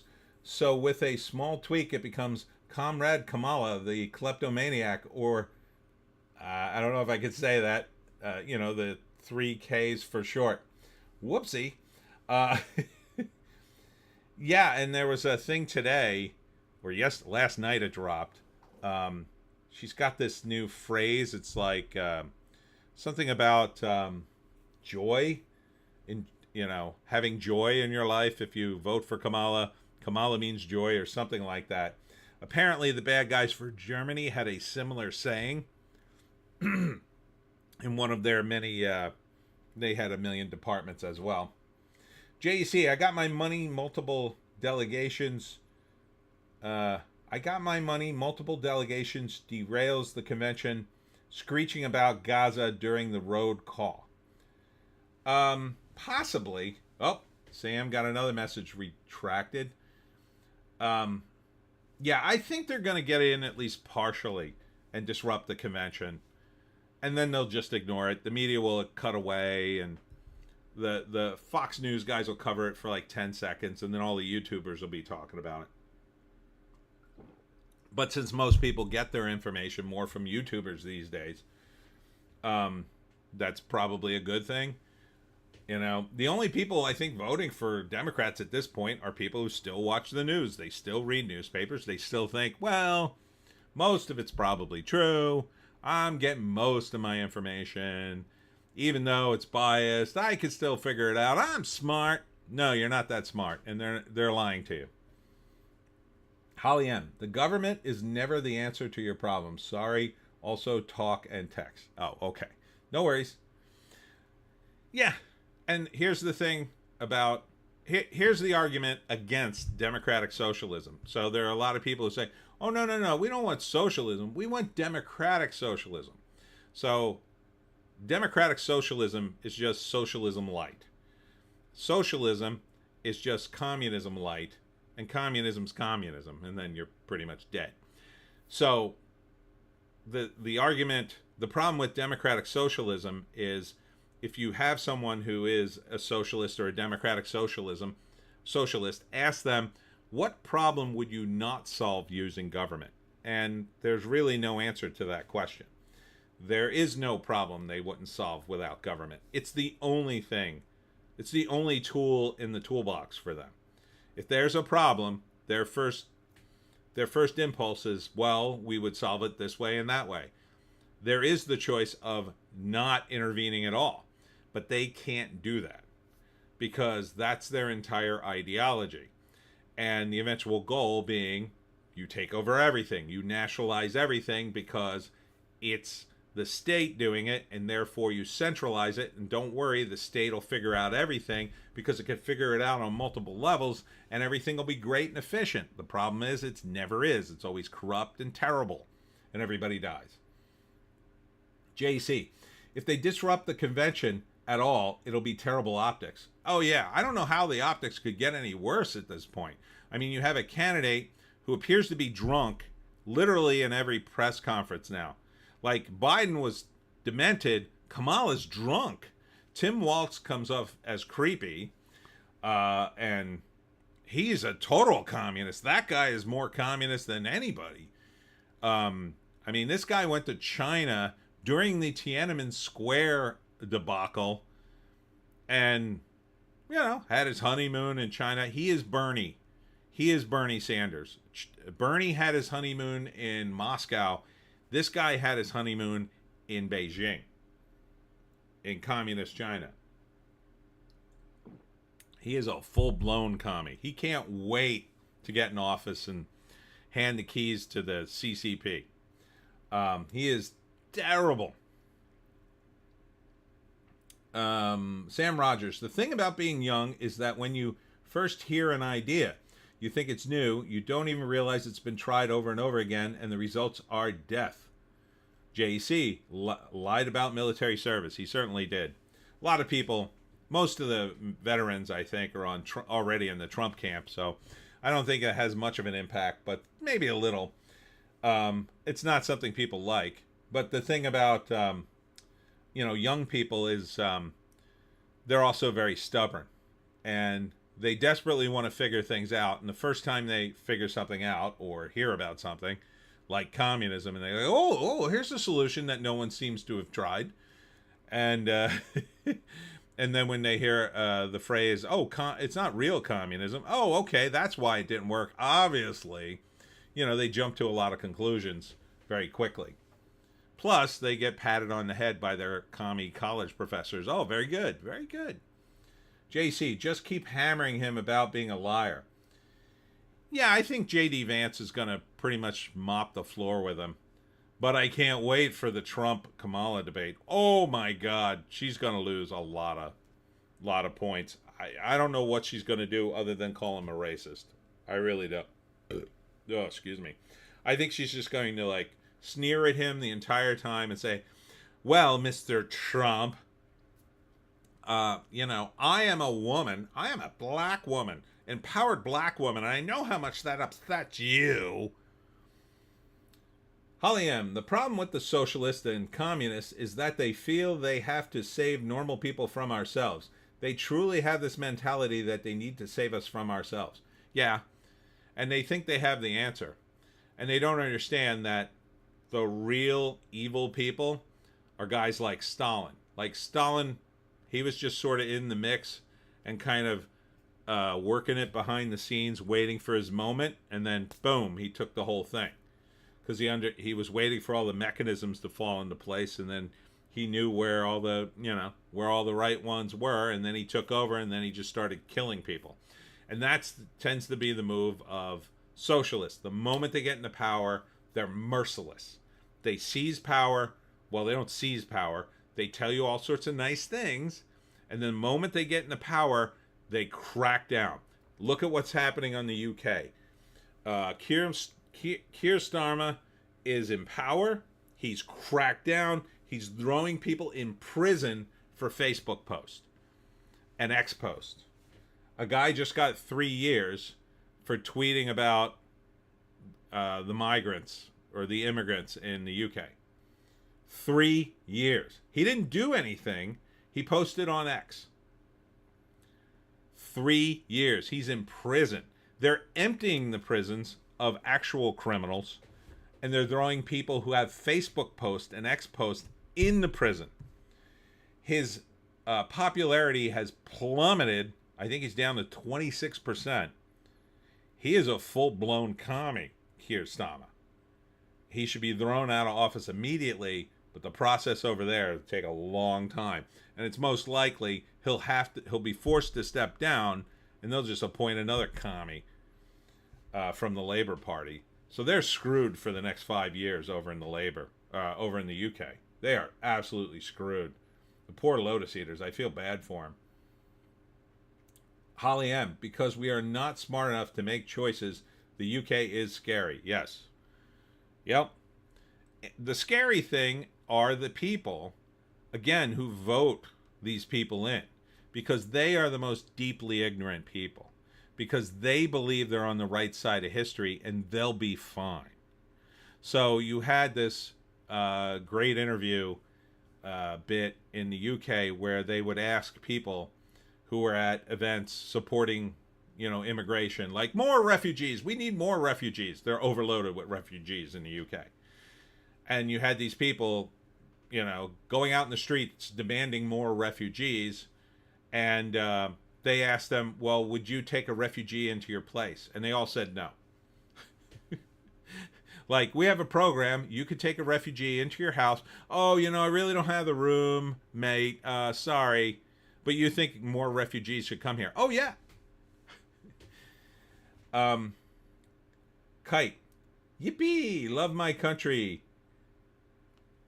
Love my country, me. Sam Rogers. Yeah, things are not going well in the UK. I feel bad. I don't know what could be done legally yet, other than Keir Starmer will probably be forced to step down at some point. Maybe the next Labour guy who replaces him won't be, will at least slow it down and probably, hopefully let those poor people out of prison. I really want to see the J6ers get out of prison. Kite, honestly, the only reason they do it is they fear no retribution from the natives because they are unarmed. The migrant population were on the streets with machetes and swords, etc. Yeah, and the cops protect them. That's the really scary thing in the UK. And if you don't think it could happen here, think again. It already started happening when Antifa did their little rounds out west. So there was this case where Antifa surrounded this house. They didn't like the flag that was being hung up. I forget what it was. Something they construed as racist, or something that maybe was racist. Who cares? But they surrounded the house. They called the cops, and the cops escorted the homeowner away because they were like, we can't protect you. You have to leave. And they basically forced this poor guy to abandon his house, and the Antifa guys wrecked it, from what I understand. So imagine you call the cops, and instead of defending you, they go, well, we can't defend you. First off, we can't defend you. Second, we'd like to remove you here and get you to a safe place, but you're going to have to abandon your house. Like, I'd be like, screw you. Screw you. So, yeah. It's good to have a gun, I say, for home protection, of course. Very legally, YouTube. Geez, I hope I don't get flagged for that. I don't know the rules at YouTube sometimes. I don't know what you could say. I don't know. I don't know. It seems like a reasonable thing to say. You should be able to defend yourself. But, your mileage may vary according to what state you're in. Kite. It's less the cops protecting them in this situation. The cops are scared. And when the cops are scared, they try to exert power in some way to feel like they aren't cowards. So they target the weak. Yeah. That's why I can't stand cops like that. Give me a cop who will make a stand any day with the innocent over what's going on in the UK. I'm disgusted by the cops in the UK. Sam Rogers. An Irish priest got stabbed to death last week. Anyone who spoke about it on the internet had a wellness check from the police. It's not a wellness check, it's an intimidation attempt. Yeah, 100%. That's happened here in the United States with the FBI regarding certain J6ers. So, it's not good. It's not good at all. So, I probably don't have to tell anybody on this stream, but vote Trump. You know, and I have been trying to tell people, listen, there's a lot of horrible things coming out of the Democratic Party, and I don't really care who you vote for as long as you don't vote for Democrats.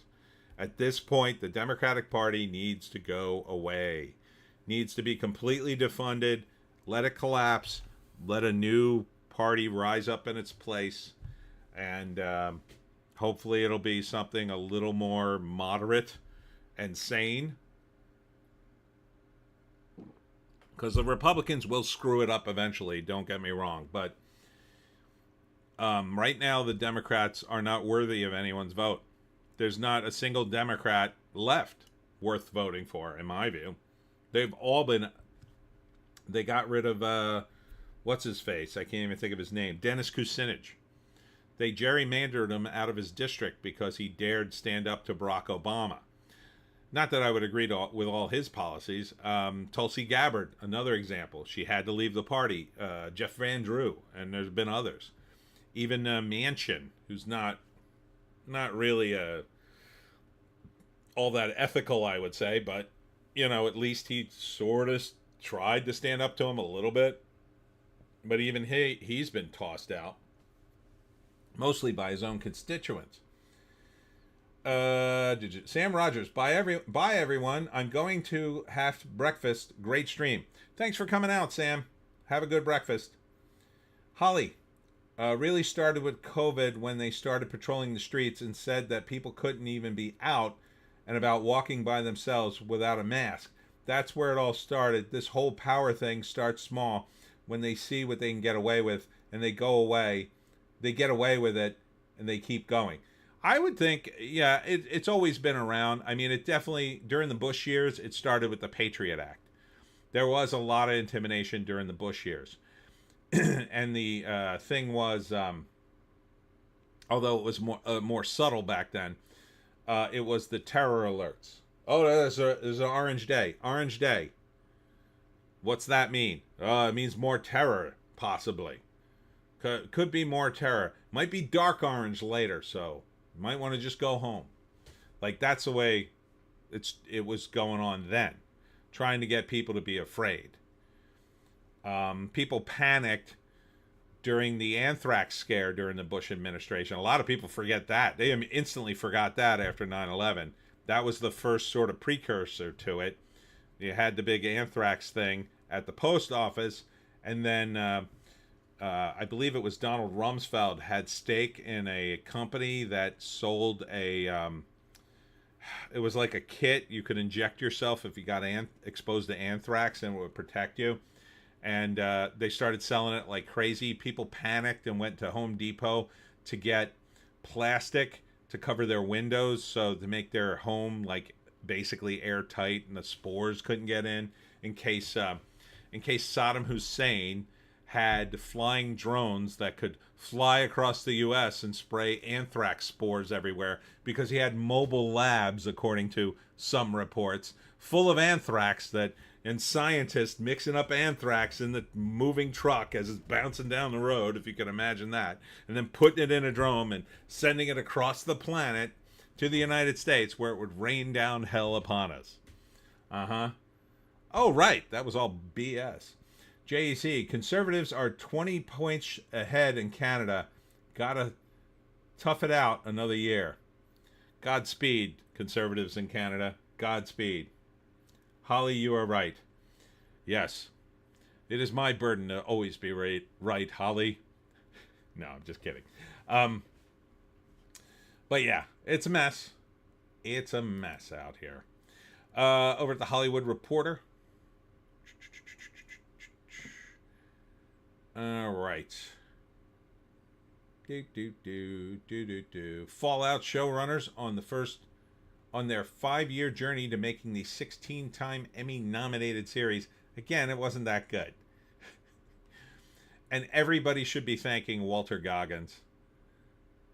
Bunch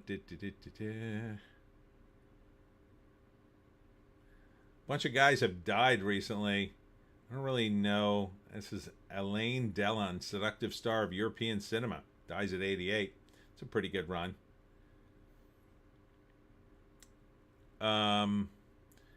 This is another thing they've licensed. Skydance Jurassic World Scribe. Derek Connolly tackling Sega's Eternal Champions. I don't even remember Eternal Champions. I remember Sega. I guess this was a video game. I don't see how it's going to make a good movie, but okay. You want to talk about jumping the shark on superhero stuff? This seems very obscure to me.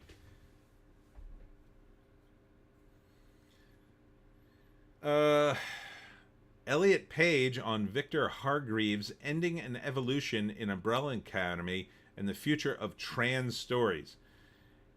Okay. You write that. You write that, Hollywood Reporter. Let's see if anybody reads it. Bounding into comics.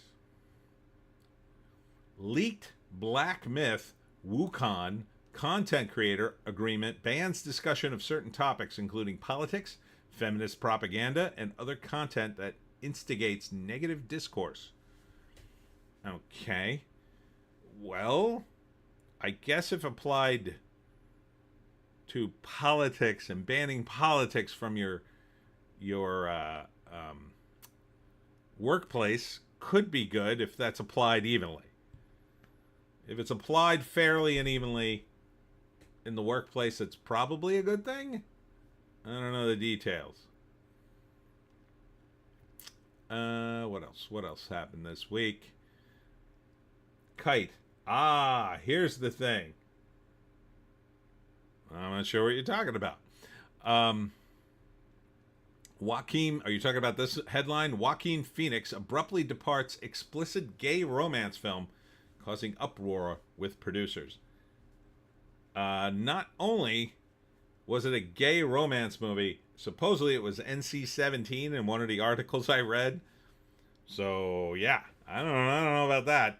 That's X. That's the new X rating. So yeah, I mean, talk about a commitment to your craft. I don't think I'm that committed an actor.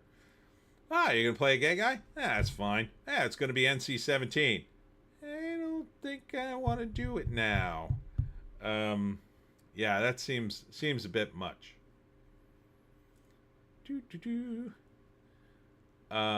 Fear of angry fans led HBO to make sure Abby actress Caitlin Dever was extra secured while filming The Last of Us Season 2. Does anybody care about this video game anymore? This is like ancient history, it feels like to me. So they did The Last of Us. It was a cool game. Everybody loved it. And then they did The Last of Us 2 and woked it up, and everybody hated it. Then they adapted the TV show, and I assume woked it all up again in a different way. And I don't know, because I'm not going to play the video game or watch the show. Again, Don the Second is here. Sup, Tony. Sup, Don. Kite. With Wukong, Sweet Baby tried to force them to hire them with blackmail. SIB injects wokeness into every game they touch, so now all the articles out are mad at Wukong for not being diverse. Okay.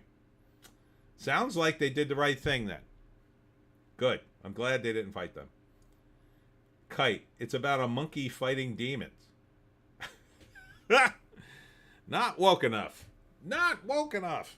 The monkey needs to acknowledge trans rights, or obviously your game is racist.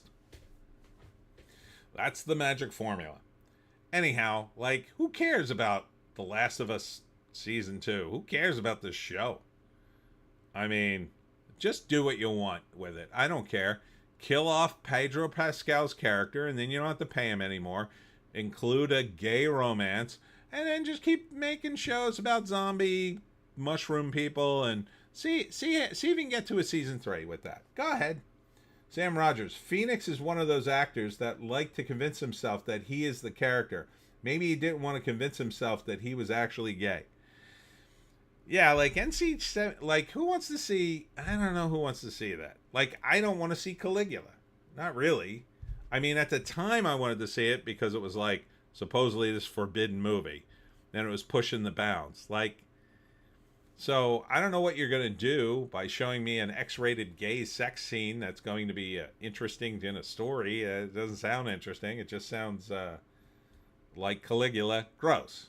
I don't want to see bodily functions on screen. I don't want to see that. So, no. And then more of this. Disney insiders claim former X-Men 97 showrunner Bo DeMeo was fired due to issues related to sexual misconduct. So now this is coming out. Apparently, I don't know how true it is, but this guy got fired, I don't know, it was a few weeks ago or months ago. And right before the season 1 came out, Kite, and it's a Chinese company. Guess what they don't care about? Yeah, Western wokeness. They need to make a good stuff to get money to fuel themselves, especially when living under the CCP. Yeah, I can imagine that. Well, that must have been easy to enforce then if they're Chinese. No more politics, or you go to the gulag. Oh, okay, no problem. We'll just make a cool game. How about that? Perfect. But this X-Men 97 showrunner, yeah, I don't know. I don't know if this is his actual sexual misconduct coming to light, or if it's only come to light because now he's mad at them and they're going back and forth and now they're trying to smear him, so they made it up, or they're exaggerating it somehow, or if they knew all along but now it's coming out and now they don't care. And now they're trying to further, I don't know, smear him or whatever. I don't know. I don't care. I don't want to watch X-Men 97. I just have zero interest in it. I mean, I just want to watch good stuff. And my bar is super high for something like the X-Men. Sam Rogers, China's would give them a bad social credit score. Ooh, yeah. Superman star Isabel Merced says DC Film is very loyal to the comic books, but with a James Gunn twist. So that could be good. I am cautiously optimistic on Superman, but God, I wish he'd just make the damn movie.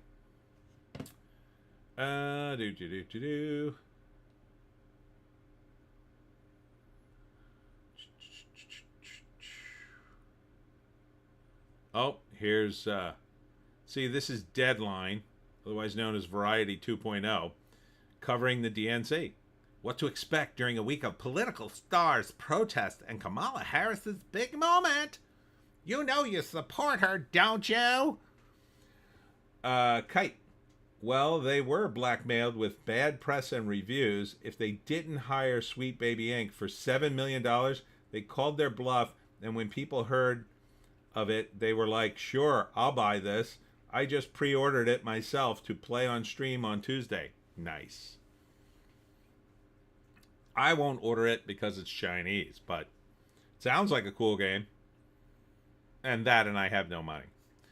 And I have no time for video games anymore, unfortunately. I have Red Dead Redemption 2 right over there still in the plastic, and I really want to play it, but that is an investment, Red Dead Redemption 2. That's like having a job to play that game. Maybe Christmas I'll play it. Every Christmas I say that, but The Office Australia. So if you're obsessed with The Office, they're doing it again in Australia for some reason on Prime Video. I'm going to guess it's going to be woke as F and totally unfunny, but that's just a guess. Okay, here's I think this is, I'm going to assume this is the lead who's female. Okay. It's an Australian update on the comedy series.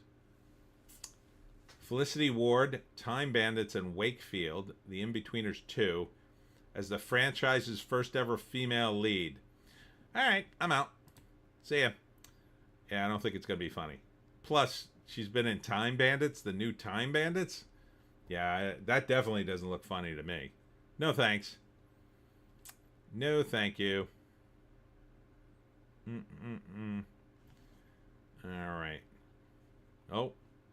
Jamie Lee Curtis praises Ultimate Movie daughter Lindsay Lohan as Freakier Friday raps. Not interested in that at all. Didn't watch the first one. I think I watched the original one. There's an original one from Disney. Freaky Friday. Victim status denied. Marvel claps back at fired X-Men 97 director's claims. This guy is, I think he's gay, and he drew himself as Cyclops, but in his underwear. Like with a all cut.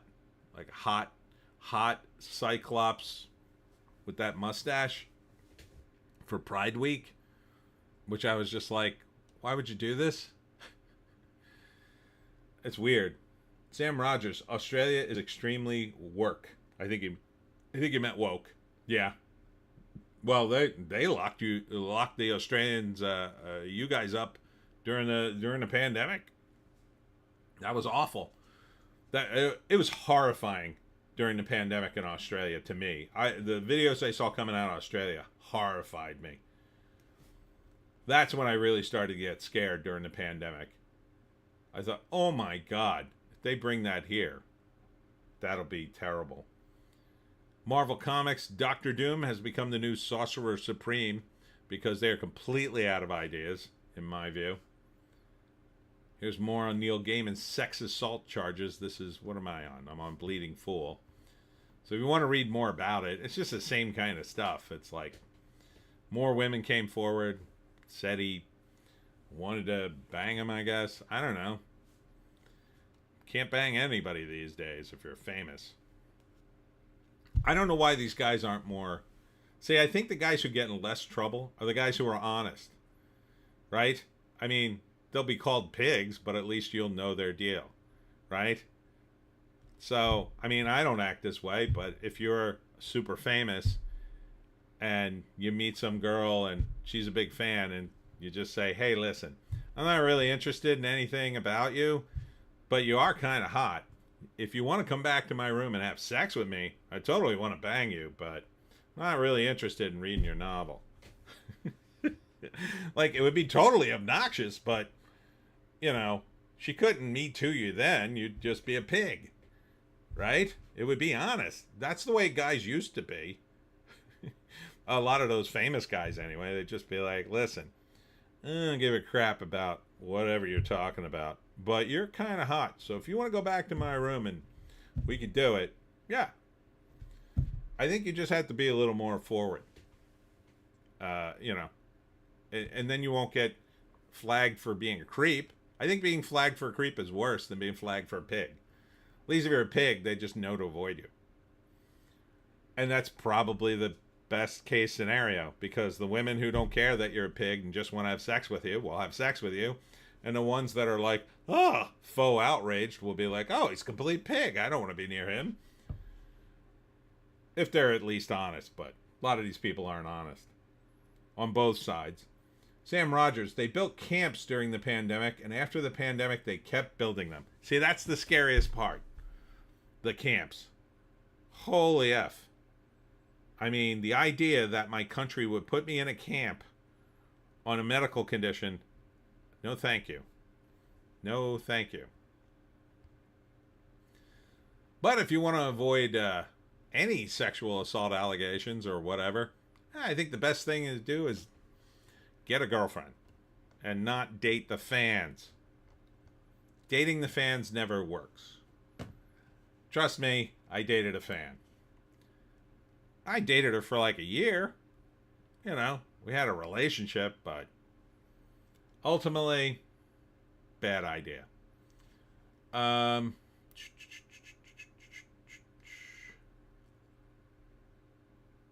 J.D. Vance compares Kamala Harris to Jeffrey Epstein in inflation policy attack.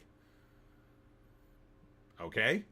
DEA chief says doctors giving Matthew Perry ketamine were seeking a huge payout. Duh. It's a shame the guy died, but like this stuff goes, I think this stuff goes on all the time in Hollywood.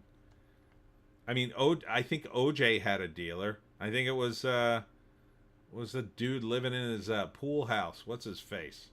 He was the guy who would score him pot or whatever. Like that was his gig. He couldn't go out to buy illegal drugs. I think he would probably need some pot or whatever he would need, I would say.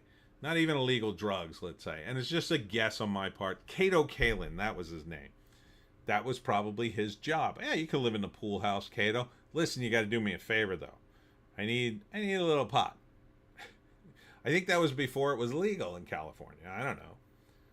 Sam Rogers, if people want to get rid of you, you can be Me Too'd. Whether you're innocent or guilty does not matter. And that's the real problem too. The women who have pushed the Me Too agenda off a cliff don't understand they've ruined it for people who were actually assaulted. Like the women who, like for instance, they weren't assaulted, but the ones that made a big stink about Louis C.K. Now Louis C.K. was gross, but he was upfront gross.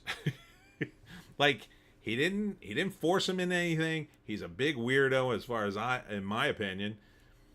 But that they were suddenly on TV and he was canceled seemed grossly unfair. Grossly unfair. Now he's kind of back, but he's had to humiliate himself in order to come back. I don't think he really cares. But Sam Rogers, Me Too was actually a good thing at first. It could have been a good thing. I mean, certainly Harvey Weinstein seems to have been a huge monster. And there are guys like him. I've heard stories. I heard stories of a movie producer, and he had a drawer full of Polaroids of girls giving him oral. And that's what he would do for the audition. If he got them alone, he would say, give me some oral. And then he would take their picture in a Polaroid.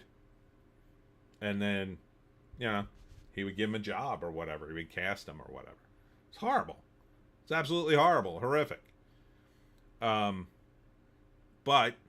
you got to have proof of this. And you also got to have enough self-esteem to go, no. And then, it sucks. But the other side of the coin, too, is there are women who will go, yeah, I don't care. I don't care. I'll have sex with you. You seem to be a good-looking enough guy. I'm single. I don't care. You just use a condom. Let's have sex and give me the job. There are women who will do that in Hollywood. And in other places, too. So the problem with this whole thing is there's no honesty. There has to be honesty about it. There has to be a process of honesty, getting to the truth on both sides of the issue. And if there's no honesty, and the problem with the Me Too movement is they weren't honest. They ended up embezzling. They turned it into another virtue signal. And really, it's the cops and the law enforcement that should be the mechanism, because they're supposed to be, but they have their own problems, of course. But I don't know. It's such a complicated thing. At this point, the whole Me Too thing needs to just kind of not go away, but just kind of go out of the news for a while. And then some new organization has to emerge that has some credibility and tries to maintain that credibility. And it shouldn't be Me Too. It should be some other organization, like some kind of organization that investigates these matters in the most objective way possible, and then, gives companies actual data that they act upon immediately, like in a timely way. And there has to be consistent metrics throughout, because you got Justin Roiland and Chris Noth, who haven't been convicted of anything. Now, they may have been guilty of something, I don't know, but they haven't been convicted of anything, and they both basically lost their careers. It seems grossly unfair to me. But then there are guys that I'm sure have gotten away with it, who are still working. And this on top of the fact we have a bunch of untalented idiots running around Hollywood. So it's just a damn mess. Cosmic Book News. R.I.P. Mortal Kombat fans rejects Cyrax trailer. I don't know what that is. Is that a new character in Mortal Kombat? Alkalite season finale scores lowest Star Wars rating. Okay.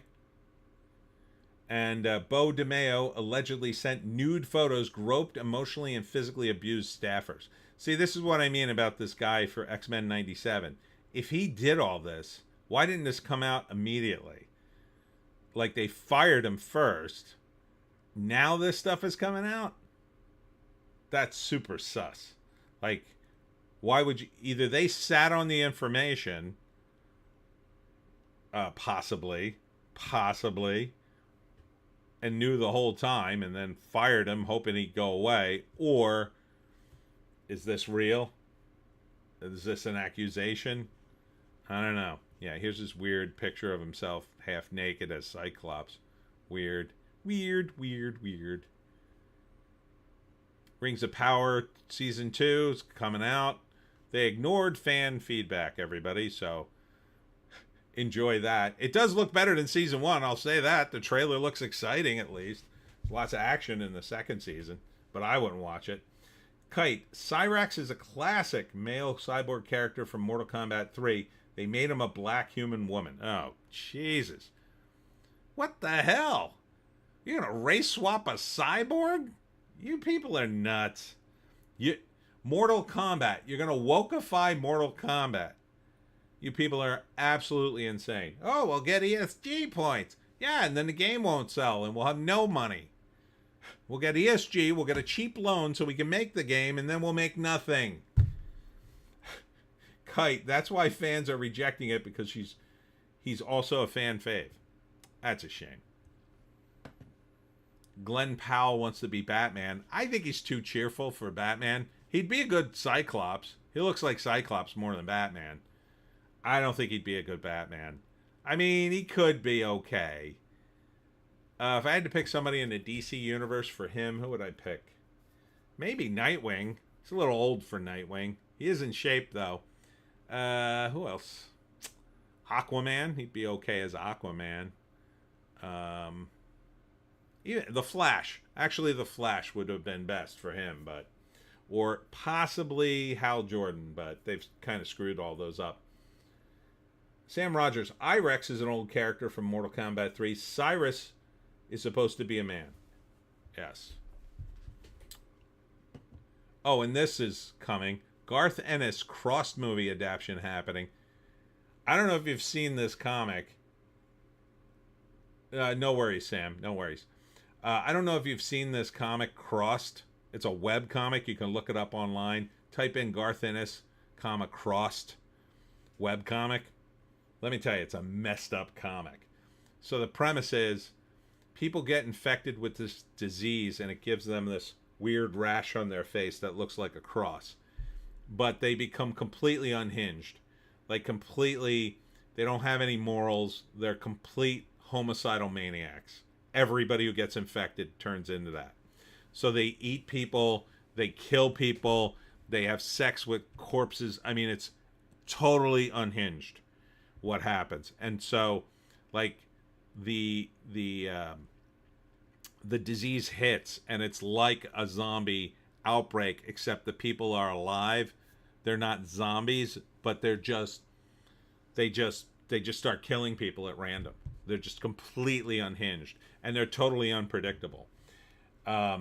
It's a messed up comic, and I read many issues of it. Now they're adapting it for a movie. I don't see how they can make this a movie. It's almost X-rated, the amount of violence is in this thing. I don't know if they could even make it happen. But if you want to read a messed up comic, check out Crossed. Kite. They've been doing it a while. Shiva, four-armed, jaundice-colored, alien-looking lady. Now a four-armed black woman. Katana was supposed to be attractive. They made her kind of uggo. Well, R.I.P. Mortal Kombat. R.I.P.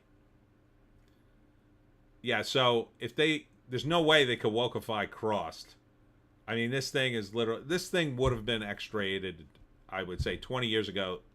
There's no way they could even have made this movie. It's so gross. It's so graphic. I don't know if you ever read a comic called Faust. Faust was basically an X-rated Wolverine comic because he was like Wolverine in that he had claws, but he only had two. And he didn't have, like, he didn't have quite the same costume, but he would just murder people left and right. I think he was possessed by a demon or something. But this Crossed movie would be absolutely insane. Absolutely insane. I don't know if it would be worth watching, though, because it's super messed up. You might say, why did I read it? It's kind of super messed up in a way that's kind of fascinating. And Garth Ennis is a decent writer. So, like, for instance, one of the stories I read is about a group of people. They made it to an island off the coast of England. And that's where a lot of it takes place, or Ireland, I think. And they make a camp there, and the Crossed are all messed up. They can't get to this island easily. It's the currents are bad, and they can't really see the camp. But they know if they ever figure out that they're there, they could be invaded, and thousands of them could come across and kill everybody. So they maintain a very low-key existence on the island, occasionally going off onto the mainland for supplies. But it's extremely dangerous. And occasionally they find survivors and bring them to the island. And so that story was pretty decent because it didn't focus on the Crossed. But they would have flashbacks to the survivors and how they survived. And it's so messed up. Melina, says Kite, is supposed to be a clone of Melina with a crazed mouth of teeth, but she hides them with a mask to attract men to sacrifice because her face/eyes are attractive. Also now goes no mask. Sam Rogers sounds like an anti-Christian propaganda. Not interested. Talking about Cross. I don't know if it was meant to be that way, but some messed up stuff happens to a nun in one issue. So yeah, and there might be a little of that going on too. Kite. Then there's changing movie star Johnny Cage to a woman called Jackie Cage, and their excuse every time they do this is multiverse. Weird. I thought, what's the name? Carl Urban's playing Johnny Cage in the Mortal Kombat movie. Holly M, like Evil Ernie.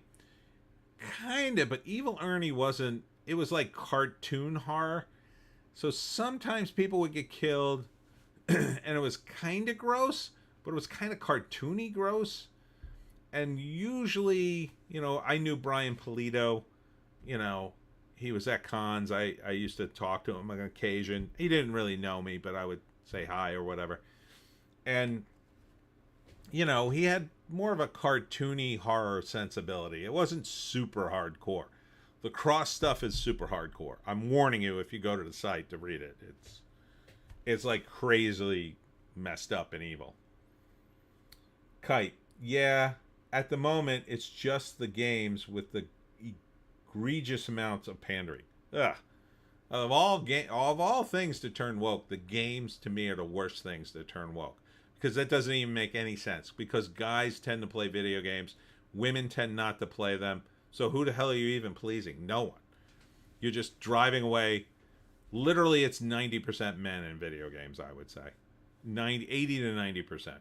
That's even higher than comics. I would say more guys play video games than read comics, and even as a percentage of the audience. All right, I think we're done with Cosmic Book News. All right, can wrap things up. Oh man, so what have we learned today?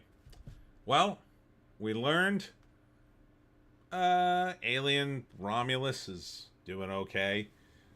Seems to be, at least it's not woke. I hear the ending's bad, but at least it's not woke, I guess. I haven't heard any woke things about it. Video games continue to be woke, apparently.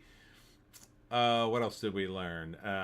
We learned socialism, communism bad. And the DNC will probably be an S show of epic proportions. And I can't wait to see some of the live coverage from Steven Crowder, who I watch. I watch Steven Crowder, I watch Jeremy over at the Quartering, and I watch Sticks and Hammer. I love Sticks's takes on things. I got to catch up on some videos today. Yeah, so it's going to be an interesting week. I hope it wakes people up to the Democratic Party and just how bad they are. I sort of been kind of trying to push a couple of people I think are on the fence. And I'm kind of waiting for something to click in their brains. I don't want to push them too hard because that's a way to entrench people, but yeah, I think if the Democratic Party's convention is a total S show, that may be the last straw for a lot of people. So that could be a good thing. I really think it would be healthy for people who have normal Democrat Party values, whatever the hell they used to be, that they would come to this realization and say, no way, we have to start over. And I think that would be healthy for the Republicans too. The Republicans do need an opposition party to play against. So hopefully they'll just collapse and finally go, you know what? Communism bad. Socialism bad. Let's get that out of the platform. Let's be pro-America again. And then slowly over the next 20 years they could start rebuilding. I think they got a lot of rebuilding to do, but they did it to themselves. I'll never vote for him again. No way. No way. But we'll see what happens to the geek community. The same things will happen in the geek community. Either the institutions will collapse completely to be replaced by some, like, I mean, you look at Fandom Comics, Fandom Pulse here. You know, this guy, I mean, first there was Bounding in the Comics. This guy wrote for Bounding in the Comics. Now he has his own site. So this is John Della Rose. And he just wants to do what I do, write comics and stories and stuff. I don't know if he likes to report on this stuff. I think he's a pretty good reporter. Seems to do well. Kite. Yes, sadly, Republicans are reactionary and they do need someone to play against. Yeah. Well, I think they're starting to change. I mean, the MAGA guys are starting to change the movement, but eventually even the MAGA guys, you know, there'll come a time when Trump hopefully finishes his second term and then he'll retire and he'll be active in the party, but he ain't going to live forever. Hopefully there'll be successors to the MAGA movement that are pretty based, let's say, at least based enough to keep us from being overtaxed, overburdened with regulation, and that kick out communists, and you know, we start revamping things. But there'll probably be corruption too eventually in the MAGA side, you know, after we get rid of all the neocons. But we'll see what happens. You know, I get the thing I get from people is, well, you're poor, and I go, yes. Thanks for reminding me. Well, don't you want, you know, the Democrats in so they'll give you money? And I'm like, look, I'll be fine if the Democrats get in. They'll keep handing people like me money all day long. And I'll just sit at home and write my stories and somehow survive. I can just lower my lifestyle. And that's what people do, by the way, when they get free handouts. They don't say, oh, I got free handouts, now I'll improve my life. No. That's not the way to do it. If you get $1,000 a month, you figure out a way to live on $1,000 a month so you don't have to work. Then do whatever the hell you want. So that's what I would do, because all I want to do is write stories. But not everybody's like me, and when they're aimless and all they do is smoke pot all day or whatever, play video games, that's not a life. So I'll be fine. But, you know, but if we get the MAGA guys in and the economy starts booming, well, then I'll make money and I won't be poor anymore. So it's a win-win either way for me. But I tell them it's a smart move, you know. Get the Trump guys in. Get Trump back in. Fix this stuff. Fix it. Fix it. And then, you know, go from there. But, you know, there's a lot of people that are very stubborn. Oh, they're very stubborn. And they insist they're right because they watch CNN. Oh, I watch CNN and Fox sometimes. Oh, you're very intelligent to watch TV for 15 minutes a day to know all the geopolitical news in the world. And I tell them, no, you can't do that anymore. You have to go on the internet. You have to do some research. And they go, oh, you and your internet. You know things. You think your news sources are impeccable. And I'm just like, can't even argue with people like that. But what are you going to do? One day they'll have a moment where they go, oh, I'm an idiot. Everybody has those days. I've had those days. But yeah. So what's coming up for me? Shore Vintage Show on Saturday the 24th. So I got a whole week ahead of me. Little Joan's going to the dog groomer on Thursday, so pray for little Joan, everybody. Pray for me too, because I gotta get up at 8 a.m. to take her, and I'm not looking forward to that. 8 a.m. I have to go because I have to take little Joan to the groomer and stay with her the whole time because she's too freaked out and too little, and I don't really supervise, but I assist the dog groomer and make sure she's fine. And it's just a wreck for me because I'm allergic to dander, animal dander. Now Joan is hypoallergenic because she has hair instead of fur, but the other dogs don't, and there's dander all over the place. Plus, it's early in the morning, and I don't like to get up, and my allergies will be off the chain, and I got to watch little Joan, and I'll be covered in animal hair. It'll be a nightmare, and it usually lasts 2 to 3 hours. And then finally, Joan is done. And it cost me all this money, and I have to be there the whole time because every time I left Joan at the groomer by herself, she came home traumatized, like every time. And I said, I can't do it anymore. She's getting older. So that's my Thursday. But fortunately, I think I'll be home in time for lunch, and then I'm gonna have to get in the shower because I'll be covered in dog hair, and then start my day. So pray for little Joan and me on Thursday. So any final thoughts? If you guys have any final thoughts, we'll wrap it here. We'll see what happens next week on the numbers. I'm not sure what's coming out. I don't think Alien Romulus is going to do that well. I mean, next week it'll probably do another 20. So maybe it does another 50 total for the week. So you're probably looking at about, I'm going to guess, 250 at tops for Alien. I don't know. It's probably money. I heard this was a little cheap. Well, $80,000. Yeah. So if they crack 200,000, that'll be money. It's not great. Holly, great to see you. Thanks for praying for little Joan. Everybody, thanks for coming out. And thanks for supporting the channel. Book 15 of the Pineys is out, if you didn't know already. And book 16, I just finished a draft yesterday. Sent that off to the copyright office, and I'm working already on the research for book 17. 17 is going to require way too much research. Yeah, it's going to be... And book 16 is a little too long. I'm not sure. I may have to charge $10 for book 16. I have to see how many pages it comes out to on the thing. But Kite, final thought: if it wasn't for what you mentioned before with the stimulus stuff, I'd have left this country long ago. But I need it, and I have nothing to offer America. So pray for the UK. Well, you do have something to offer America, Kite. You have stick-to-itiveness.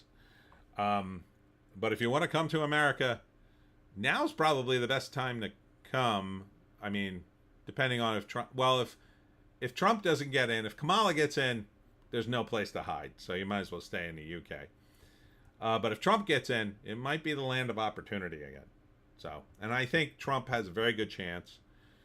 But we still have several months to go. I pray for you in the UK. I know things are very bad now, but the upshot is Keir Starmer will probably be driven out of office. But the downside of that is you're just probably going to get another Labor Pratt in his place. So, Kite, got to see if Trump wins first. LOL. Yeah.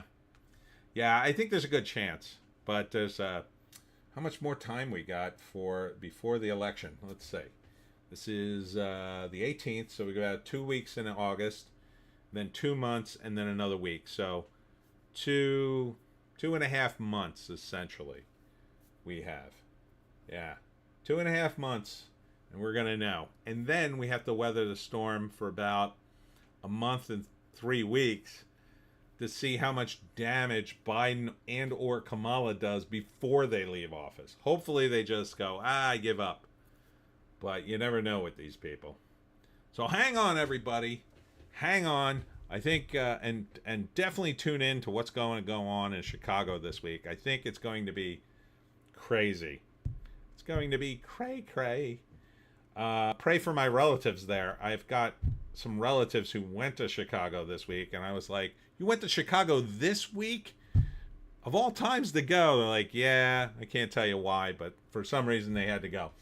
So hopefully everything will be okay on that front, but I don't think they'll be in the city. So they'll be outside of Chicago somewhere, but yeah, stay out of Chicago would be my advice. Anyhow, that's it for me, Tony D, and Little Joan, who's probably behind me. I'm going to wrap it here because I desperately have to hit a bathroom. So we'll see you in the next one.